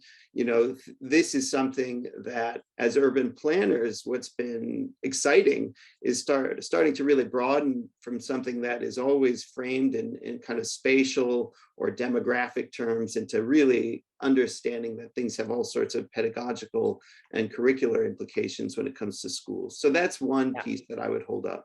Absolutely. And that's a great segue. Thank you. I'm going to go into some shared language. We're throwing around terms like diversity, equity, inclusion, segregation, and integration. And I think it's important that we norm in this group about what the hell we're talking about. So the first thing is diversity. Diversity is not a synonym for anti-racist. And so I just want to have us all like step way far back from that notion, not to say you were there, but I've been there and it's all good. We're all learning together, but also some people are like, it's more diverse. Does that mean anything other than a mix of people? No. So I want you guys to imagine a table, and around that table is a mix of people. We've got folks from all over the Asian diaspora, and we've got different languages at the table, and we've got disabled folks at the table who have different physical needs. That's literally diverse, just as a mix of people. It doesn't make us better or worse than that. In fact, it's kind of neutral. Now, is diversity like a mixture of ideas and backgrounds like in service of our collective future? 1,000,000%. I'm not trying to hate on diversity. I just want to be really clear that it just means a mix of people. It doesn't necessarily mean that all of those folks around that table are included in the conversation. So inclusion asks us, diversity is who's at the table, right? Who's not at the table, really important. Inclusion asks us who has access to speak at the table, to the language, literally, and also just like figuratively. Will I be listened to? I'm a woman. I don't have a master's degree. Like, is Adam going to take me seriously? Like, all of these things are really important, especially as people who are community leaders, urban planners, whatever you want to call us, in this world, right? Like, who is going to feel welcome enough to speak? And whoever's facilitating or moderating or in charge is really hopefully helping to coalesce that. But sometimes it's really being intentional about the conditions that make people feel included. It's not simply, oh, I brought 2 immigrants to the table, like now immigrants, incorrect, right? So diversity is one thing. Inclusion asks, how are we welcome to the table? And equity asks, do we have what we need to participate? So if I'm a disabled person and I'm using a wheelchair, I might need to take up 2 seats. It's not, oh, that's not fair, she takes 2 seats. It's we give people what they need to participate meaningfully in the conversation around the table, around that diverse, hopefully inclusive, hopefully equitable table. Some folks at that table might need language access, interpretation services. How do we make language and language access to language justice? That is, where language is not a barrier for participation, but actually meaningfully adds to our conversations. Real talk, I've really only had this experience one time in my life, and that was on our dual language working group in District 15. And every other space, it's usually like, oh, guys, I got to put on what channel is it? Like a interpretation, right? And we've all been in there, and it's fine. I'm just naming it. But like, how do we move to a different relation? How do we get in right relationship with language justice so that we really feel like, wow, it's so exciting that there's a Mandarin speaker here, as opposed to, oh, I guess I got to put on my thing. I don't know what they're saying. Here comes the interpreter, right? Those are little things that can preclude whether someone feels included in the conversation and welcome to speak or not. It's not, I guess I'm offering us that it's not simply enough to say like, oh, I got, 10 Black people, 10 white people, 10 this, 10 that. That tells me that you have a mix of people at table. It doesn't tell me anything about your decision-making structures, your power, and it definitely does not mean equity. So just lifting that up. Also, I appreciate this. I want to crystallize this, Chris, with us, if you wouldn't mind. Integration, desegregation. Sometimes those are also used interchangeably. Can you be really clear for this group what we mean and what we meant in the District 15 context, and certainly beyond, as we co-create this important language shift? Absolutely, Sadie, and I really appreciate the question, and would just reiterate, I welcome challenges and sort of other ideas around this and the language that we use, and really speaking from how things evolved in the D15 context in particular. And a lot of our thinking from this really evolved both from our own research and analysis, but also from thoughts from the working group, which is essentially a steering group of community members from District 15 who are working across this for a year. But we really connected desegregation to the orders of the 50s and 60s that really meant sending Black students to sort of like hostile and literally violent school spaces, in that the burden of integration really fell on Black and Brown students. And there wasn't a lot of intention around the way that was unfolding. It was, you go here and good luck. And this is really a moment I want to shout out the sort of like the youth and organizations that were involved in the D15 process, especially Integrate NYC and Teens Take Charge, because very early on in the process, the working group sort of highlighted for us that integration wasn't, as Adam was saying, it wasn't around just the admissions policies and the mechanisms to get a diverse student body, but it was about what happens once students are there. Is it inclusive? Do they see themselves in school staff? Do they see themselves represented in curriculum? And so we ultimately landed on this sort of framework of integration and inclusion, and sort of those things meeting together to have meaningful integration. But I did want to sort of call out a framework, which I think sort of explains this in a much more nuanced way. And I think the language is really important here, but the 5 R's of real integration, which was developed by Integrate NYC, and those are race and enrollment, resource allocation, real relationships, representative staff, and restorative justice. And so I think this idea of what meaningful integration or desegregation is really requires a really nuanced and explicit explanation. And I really think that framework starts to tease that out. And I think the last thing I wanted to contribute is just actually struggle with the idea of integration and some of the assumptions that are made about integration. Because even now, as we think about meaningful integration, I still feel like the assumption is that Black and brown students are going to white schools, and it's not, and sort of the starting point is not the idea that white students might go to Black and brown communities. And I think that's a real tension that I sit with even as I engage in this work currently. So I wanted to call that out. Chris, thank you so much. I mean, if there's one thing that is Judith Kafka still here? Oh, there she is. Hi, Judith. One thing Judith Kafka knows about Chris, Adam, and I is that we've been learning this stuff too, right? This knowledge doesn't sort of like randomly show up.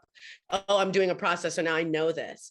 We iterated on this. We answered the questions weirdly. We answered the questions strongly. We co-created language. We listened to students who was a part of Integrate NYC. And so, talk about being in practice of listening to the experts. Like if we're going to do school integration, you might want to ask a student, right? So that was really powerful, but also just naming like the knowledge doesn't just sort of come bestowed upon us. We had to really dig in. And when we heard, I'll speak for myself, when I heard stories specifically from Black and brown people about the impacts of desegregation orders that they experienced, around the country, and even desegregation efforts in New York City, right? Where Black families, where one Black mom was bringing her son to school, and the school lined up with watermelons when he went in. This was in the 70s in Canarsie.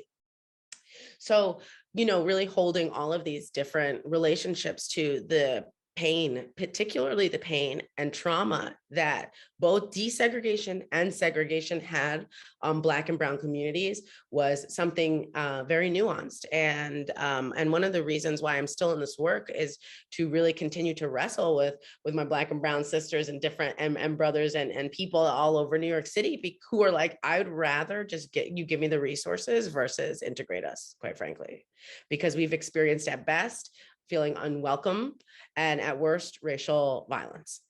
Right here in New York. We'll talk a little bit about New York history of segregation in a moment, but let's talk about District 15. We've been mentioning in a minute.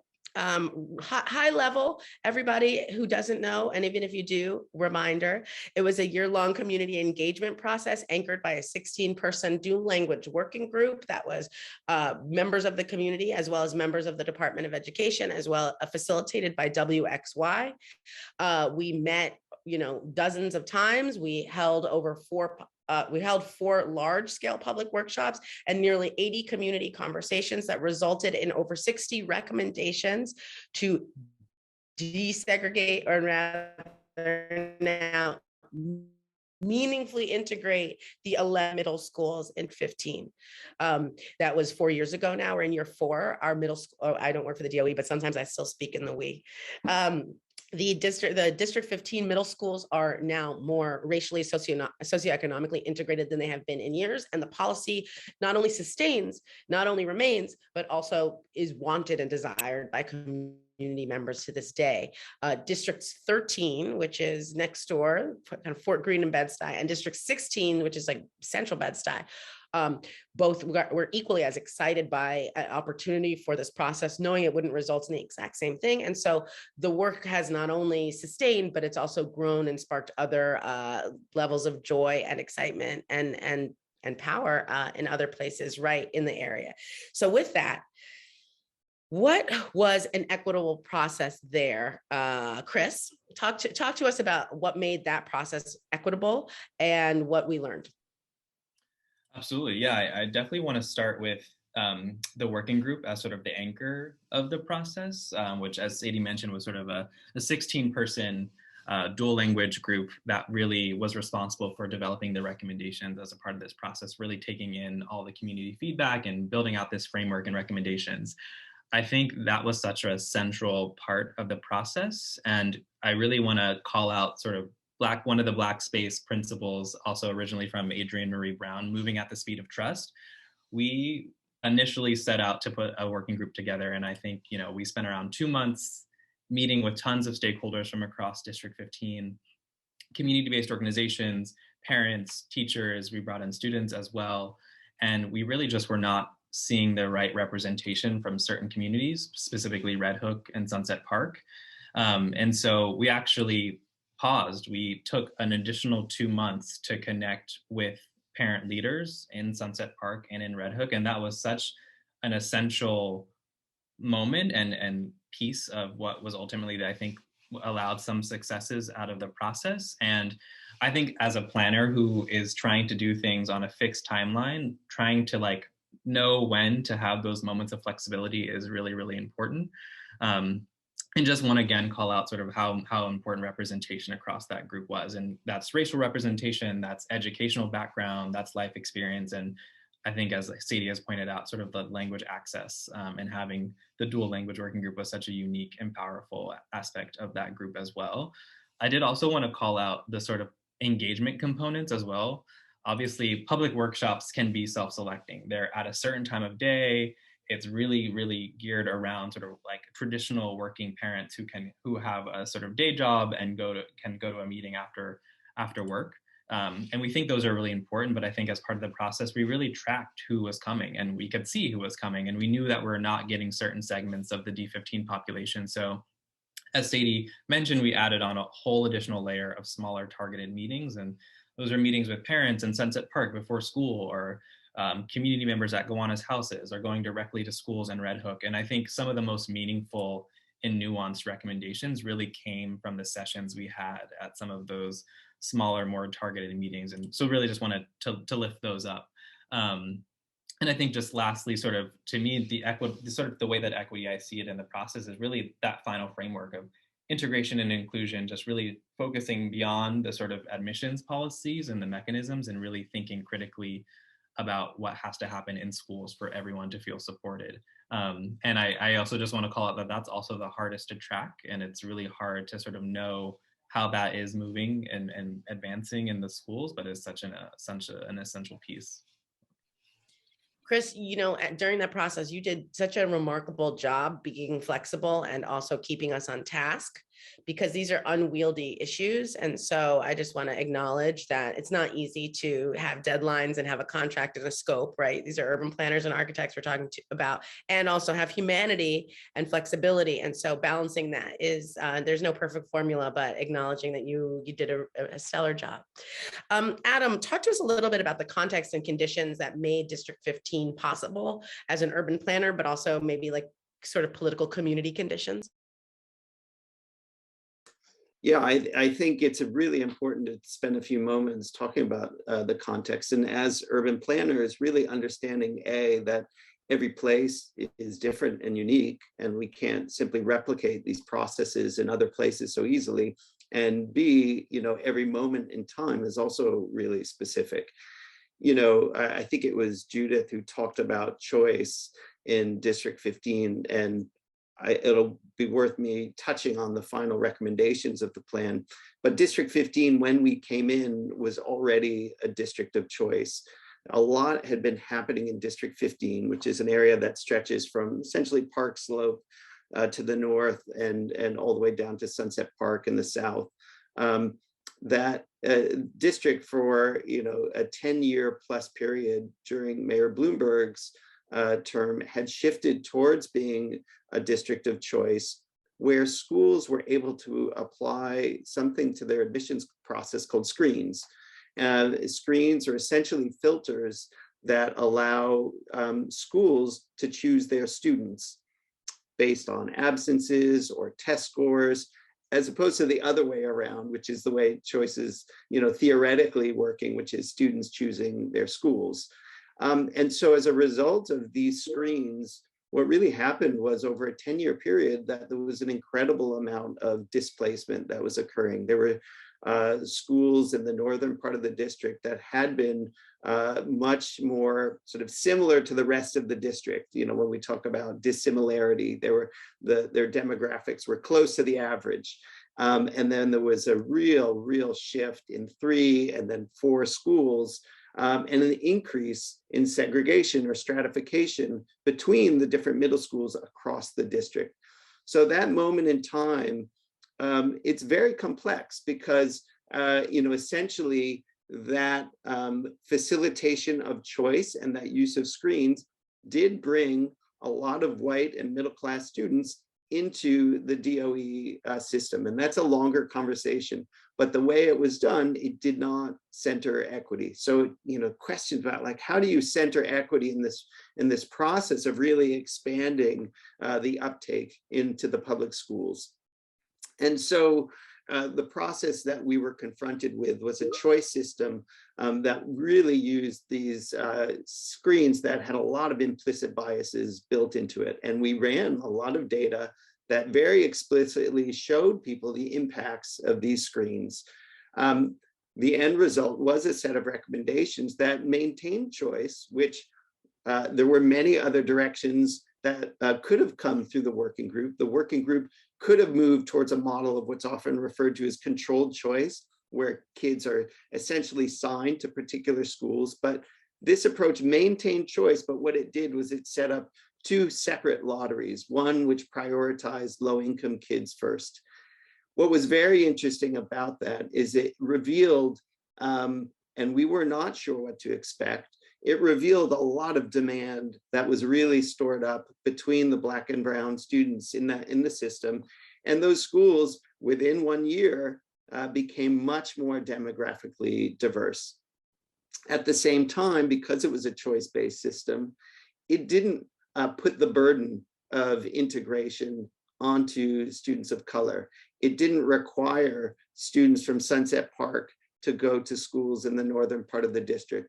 And in fact, you know, one of the things, you know, in terms of what Sadie was talking about, in terms of valuing voices and learning from different communities, it became very clear through our conversations that there were many parents in Sunset Park who didn't want their kids to travel, even if they were supposedly higher quality schools, because those kids were often picking up siblings, younger siblings at elementary schools nearby. And, you know, there were concerns about safety and security. So we maintained a system of choice, but we centered equity in that process. And that was a long journey through the working group to come to those recommendations in a way that we never would have arrived at if it had been a kind of top-down urban planner or DOE-led process. Now, one last point, we are at a different moment in time.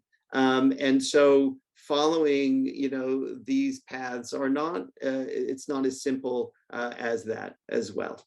So I'll turn it back to Sadie. I mean, you said so much, and there's so much to dig into. I'm trying to think about how we want to take this conversation, just considering the time here.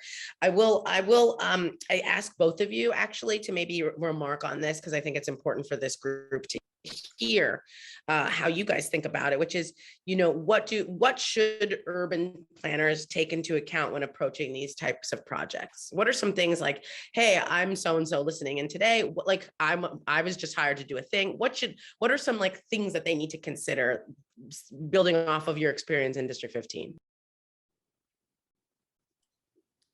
I'm happy to jump in with a few thoughts. I mean, I think, to me, Adam's point of we're in a different moment in time really resonates with me in particular. I think some of the...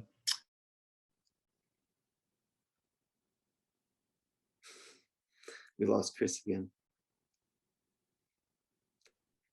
Oh, that's too bad. I was like, this is a good pause. Like, yes, yeah. Sit with the silence. I mean, I can certainly expand on, you know, my point about it being a different moment in time. Yeah. And Chris, we lost you for a second. I'll make one point, Chris, and you can jump back in, which is that, you know, really in the last 5 years, the DOE has lost 120,000 students. And that's we started the DOE process in District 15 5 years ago. So, Mark's point earlier this morning about how resources follow white students, we're in a situation now where questions of enrollment are very much intertwined with questions of equity. And we're entering a period where issues around resource deficiency is going to be very, very challenging. So that's something that will affect all of these conversations going forward. And it's something that obviously the new administration is very, very focused on. That's great. Thank you. Yes, Chris, I'd love to hear your sort of thoughts and also hot takes for these urban planners as they approach their stuff. Like, what should they be thinking about? What are some questions they should be asking? Absolutely. Yeah.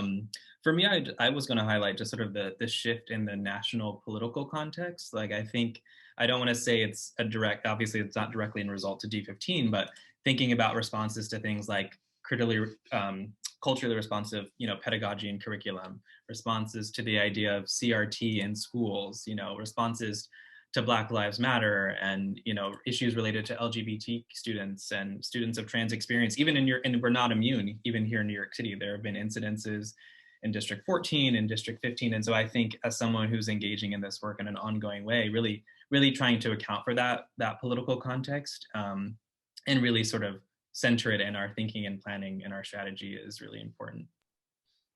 That's right. I mean, and look, we are humans. We don't do this work in a vacuum. You guys are New York City based studio. So District 15, was the district where Bill de Blasio, who was mayor at the time, was a council member.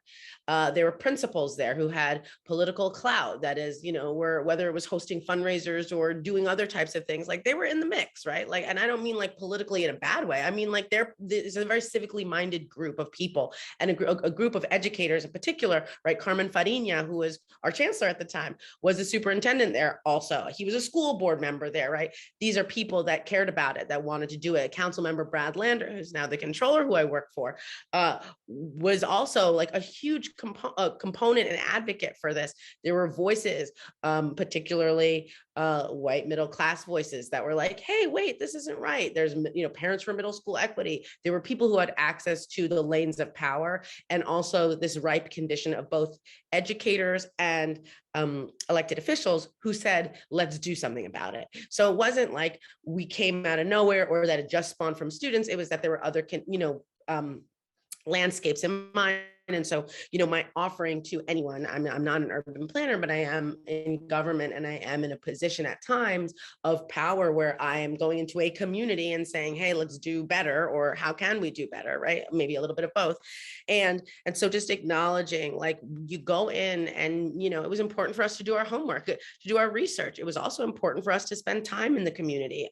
Chris and I ate in Sunset Park together multiple different times. We went to events that were hosted by local organizations there, on a Monday night that weren't a part of the D15 diversity plan process, but helped us connect to the language of the community and what people cared about, right? I love that Gerard actually used the word care in the chat earlier, because care for one another, that is the care that I had for Chris, for Adam, for our colleague Andy, who is a part of it at the Department of Education, like that's the stuff you can't make up. And once we approached ourselves like that, then we were able to approach community like that. And the working group spent time building together, and then other things happen, right? This work, big, massive systems change is really important. But if you're not bringing the people along with you, and if you're not centering that humanity, then it's not going to be as sustained or as effective.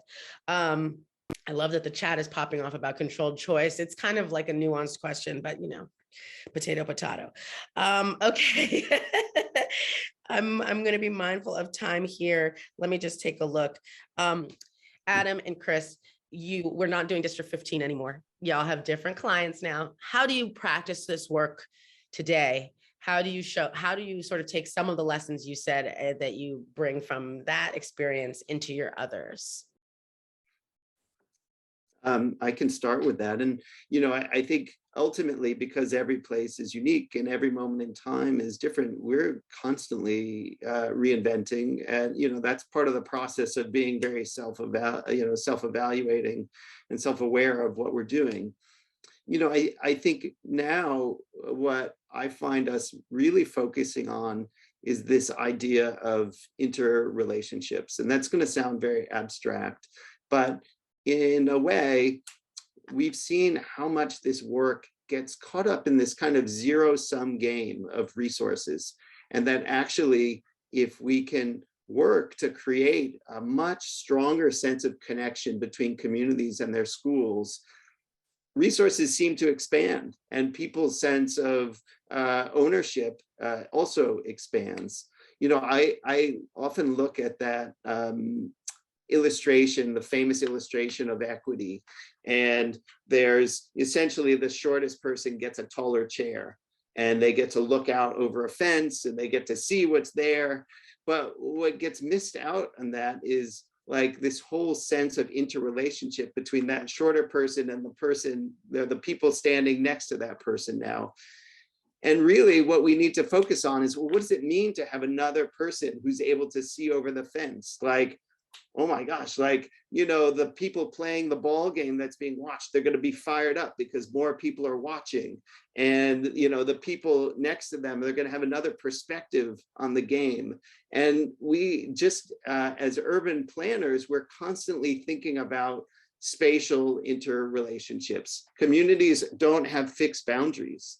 And so really thinking about like how we look at adjacency and overlaps. It sounds very abstract, but that really relates to a technical approach, how we're analyzing communities. It's computational, and we're looking at adjacencies, not just how one school relates to a district's average or how one district relates to a city's average, but how 4 adjacent schools relate to each other, and then how 4 additional schools relate to each other. And so that whole notion of adjacency and interrelationship is a big part of it. I can continue on in that one in a lot of different realms, but we are thinking very, very differently. Say again? Yeah, no, put it in the chat. I mean, if there are other things that come to mind, right? People are here listening today to be like, how can I apply this to my work? So not that you should be prescriptive, but offer your resources. Too often we're not sharing resources with one another about how to do better. And so please do.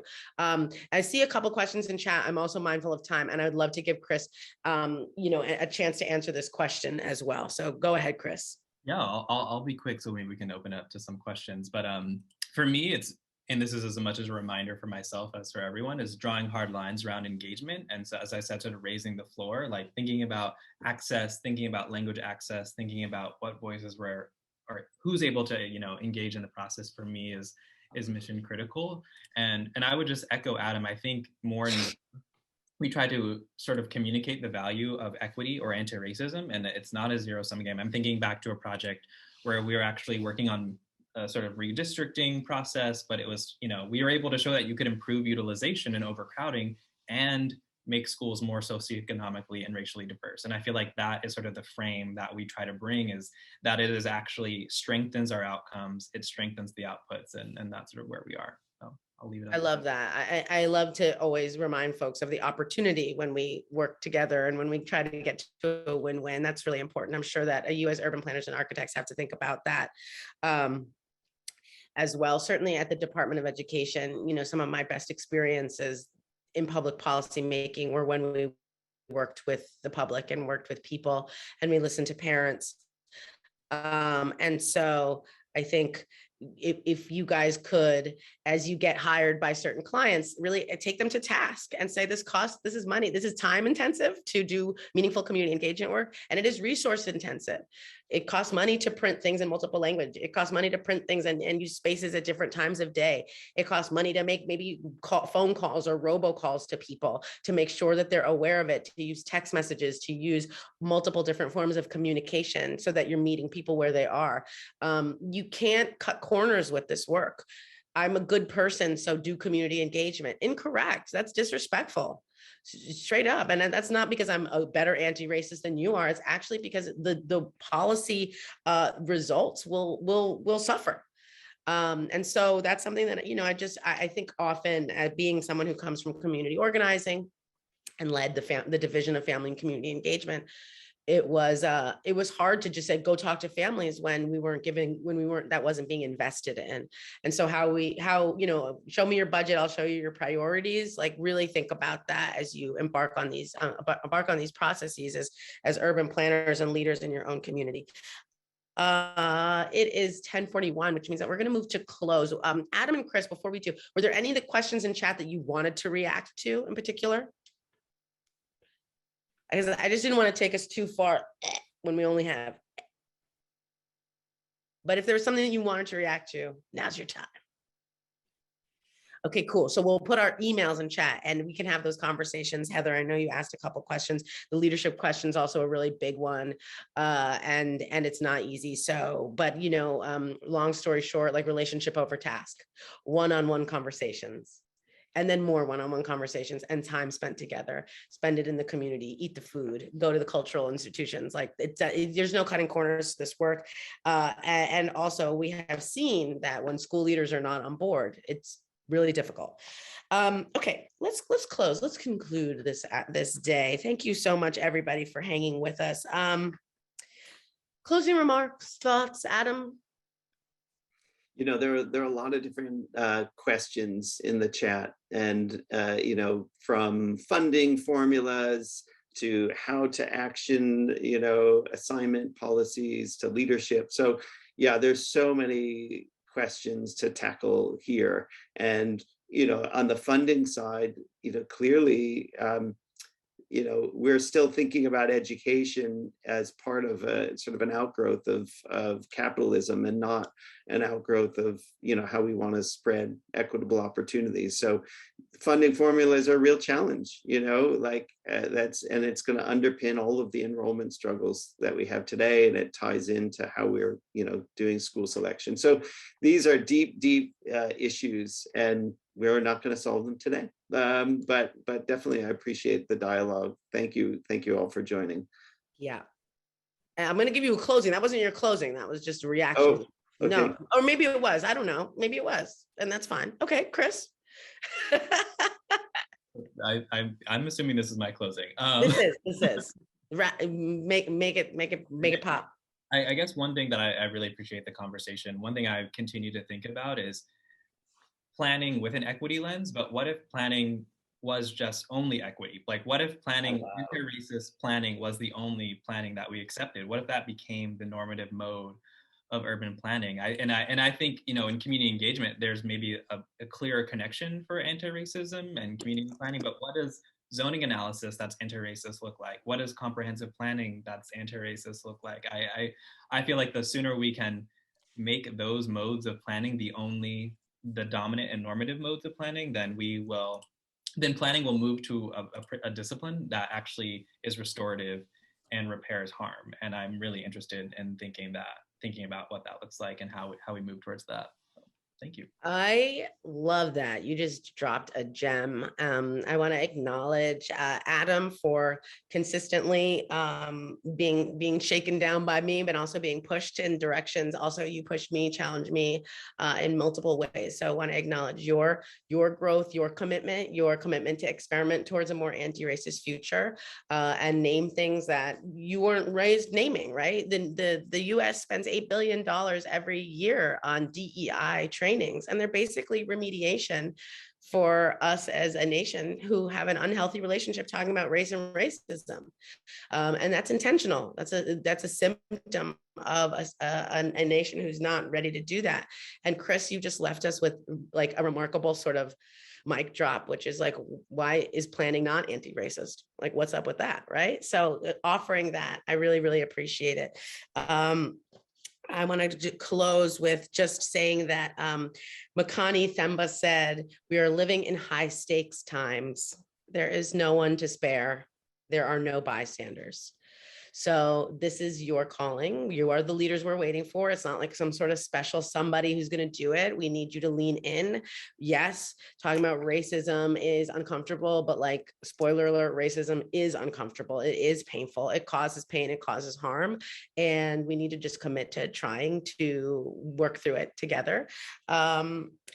equity is not. We talk about what equity is, what it is not. It's not like an arrival point. It's not an 8-point plan. It's not, oh, well, now we have gender neutral bathrooms. Now we have a more diverse board. Now we hired 20 Black people. Like, that's not equity, right? Black and brown people can uphold white supremacist practice too. And that's another heartbreaking lecture for another day. But like, not, that is not what equity is, right? That can be performative. It also is not like an end point. It's a commitment. It's an ongoing commitment to examine mental models. In schools, I'll just give you an example of this mental model. A Black mom rushes into the principal's office demanding to speak to the principal because something that happened to their kid, right? They're called crazy. They're told to step away. Maybe security is called on that Black mom. White mom does the same thing, rushes into the principal's office. I need to speak to the principal. I care so much about my kid. Wow. Now that mom really cares. She will do anything for her child. These small mental models exist in all of us. And if we are not intentionally doing the work within ourselves, within our small communities, within our family, within, our workspaces, like, we certainly can't do big picture systems change. And so I guess my message to you is, please stay curious, stay committed. Small is all, and you got to transform yourself to transform the world, like Grace Lee Boggs said. Thank you so very much, and have a wonderful day, everybody.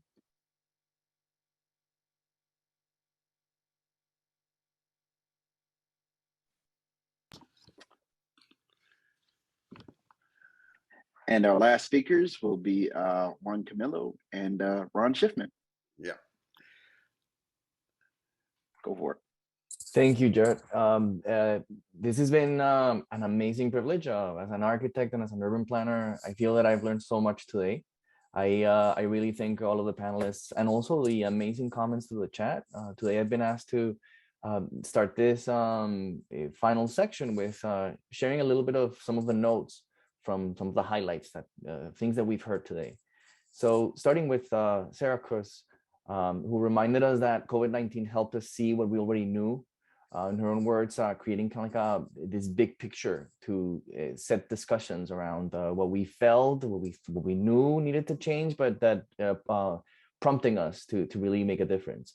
Observations like the fact that school districts that don't share boundaries, will never share goals. And so thinking a little bit about her own spatial analysis in this regard, but also highlighting how those boundaries are arbitrary.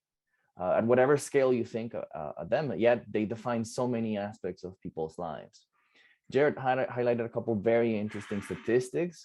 For example, how in the city of Boston, 25% of the Black elementary schools, how 25% of Black elementary students cannot speak at grade level.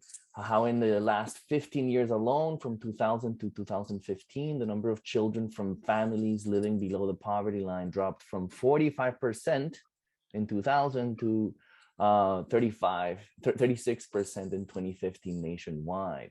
And then in particular, this is actually hitting and literally just within the last 2 decades, public school districts in New York City that are losing specifically African-American Black students.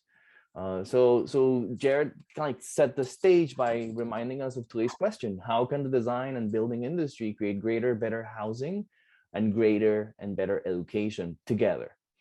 Mark then lit a fire in today's conversation by referring to or challenging us to think about this question as we define what would a humane or human development or placemaking look like. Really acknowledging that we speak often about self-determination, but really this is murky, arbitrary too. And that if anyone claims self-determination, then no one gets to actually sort of enjoy it because we all have individual interests. Yet the importance of learning how do we show up as practitioners and learn to do this work by separating slogans, sharing power beyond ourselves, really seeing and hearing as many voices as possible, understanding the implications of the decisions that will affect others, and learning how to be facilitators of human progress. Another very important series of points that Mark made had to do with addressing these cultural wars that are raging around education. And this idea that we didn't just land here, or that students really just didn't land there, but that they're deeply impacted by decisions that have been made for them. So there was a couple other points that I want to highlight from Mark's intervention, that in even from historically, the decisions about neighborhoods and their schools, and the deliberate separation have had a deliberate separation of specific racial groups, and highlighting how far redlining dictated how far resources have been moved away from integration and diverse schools. Challenge us to deconstruct this idea that schools look like they do because people choose where to live, but rather highlighting the fact that planners, designers have the power to shape communities. And this is profound, that you can determine the type of social, economical, and political resources and opportunities that will be offered for people to live there, but also to understand that even though we need to understand the implications of these boundaries that we discussed are very arbitrary, we need to think about the people and recognize the people who live there as people who have the possibility and the ability to be resilient in the context of all of this. But they rely on decisions, and they need to be seen, heard, liberated, and in an undaunting way. One last thing from Mark's remarks that I think was really interesting is that it's not that really important, it's not that Black and brown people create deficit environments, in his own words, but the resources, technical processes, and so forth follow white people. Something that came up in some of the other segments as well, and that but that through infrastructure and social systems that can be changed. I'm gonna stop there for a second, pass it to Ron before I share some of my other notes regarding the other panels. Ron, back to you. I'm literally speechless at this point. I think what we've heard today from a variety of different speakers, starting with Jared's introduction, and I must also point out that Jared has been dogged in making sure that we begin to address the issues that were, I think, so well discussed today. And he's been doing this now for well over a year. And I just want to send him my best and the kudos for putting this together. I also want to reiterate Sadie's point of the relationships and how important relationships are in the planning profession, and how important it is to engage in a substantive and real discussion with people. I also just I'm moved really to hear Adam's discussion, Chris, who was a student at Pratt for a while, and Sadie's discussion, and Sadie working with Brad Lander, who was also a former student and a friend, and the kind of work they're now doing, and working and looking at the influence of power and money, and the importance that influence plays in this whole process. As a former member of the New York City Planning Commission and as someone who's been involved in this from its inception in the 60s when we first moved to Park Slope, and working with people like Luther Seabrook, who was a member of the African American Teachers Association at that time and one of the first African American principals, we struggled to bring about integrated schools into District 15, and we didn't achieve that. We go through waves of commitment, and we then get resistance, and then we have to recommit and fight. This is a long struggle. We're now in the third Reconstruction period. We're going to begin to face what is a period, I think, of resistance. We have to have the perseverance and have the preparation to fight that back. And I think as planners and as architects, and as Mark pointed out, we have a key role to play. a very important role to play, and that is that we have to be committed, and as Chris pointed out, we have to use planning with an equity lens. It has to be inherent. It has to be in our blood. We have to make sure that that equity lens includes social, environmental, and economic justice principles. It's not just the fact that we have to be equitable, but we have to have a goal by which we want to move our society. We have to try to see whether or not we can't use housing and education and what all of us as residents of communities intuitively weave together. We have to, as architects, planners, builders, and developers, become weavers of a new multicultural, multiracial democracy. And that's a threat. We're being threatened right now. And unless we stand up and organize and plan well, we're really going to wind up losing that fight. And I think it's important to develop the allies and develop the mechanisms and the goals and the ideas to hold on to both that democracy, but to make that democracy work for everyone.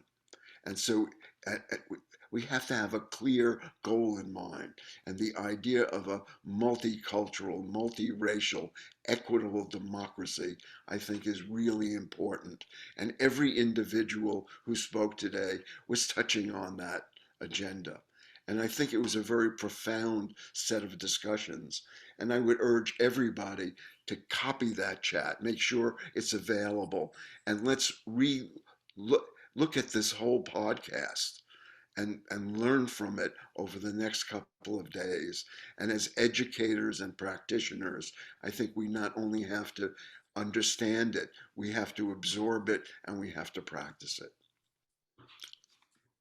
Ron, I also, building on that, I think so much agree with these critical and really bold statements that you made. I also wanted to highlight some of Heather's and Judith's points about how context is everything, how when we look back at the relationship or the coupling of places of residence and schools, we're really talking about a relationship that has been changing for over a century, and that, some of the boundaries that we're talking about or that we're referring to in this conversation, have been in place as long as that.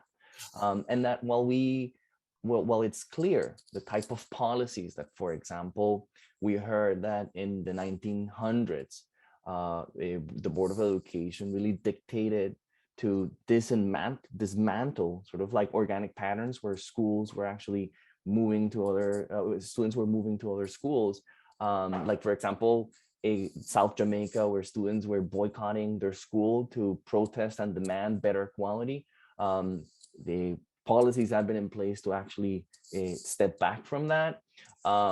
Heather showed us, how since the 60s, with the experimental districts, expanding services, anchoring them around schools, interconnecting schools with other urban systems, but also District 15 in the 80s and 90s, where people really started to break ground on including the implementation of the Children of the Rainbow, developing inclusive non-segregated special education programs, and increasing equity in programs of school choice. There's significant work that we can build on. And I also wanted to highlight something that you touched on, that I loved that Sati said, where we need to challenge the concept of vulnerable populations or vulnerable communities, because we need to be intentional about recognizing the forces that have put people in places or situations that are vulnerable, but nothing makes these groups vulnerable per se.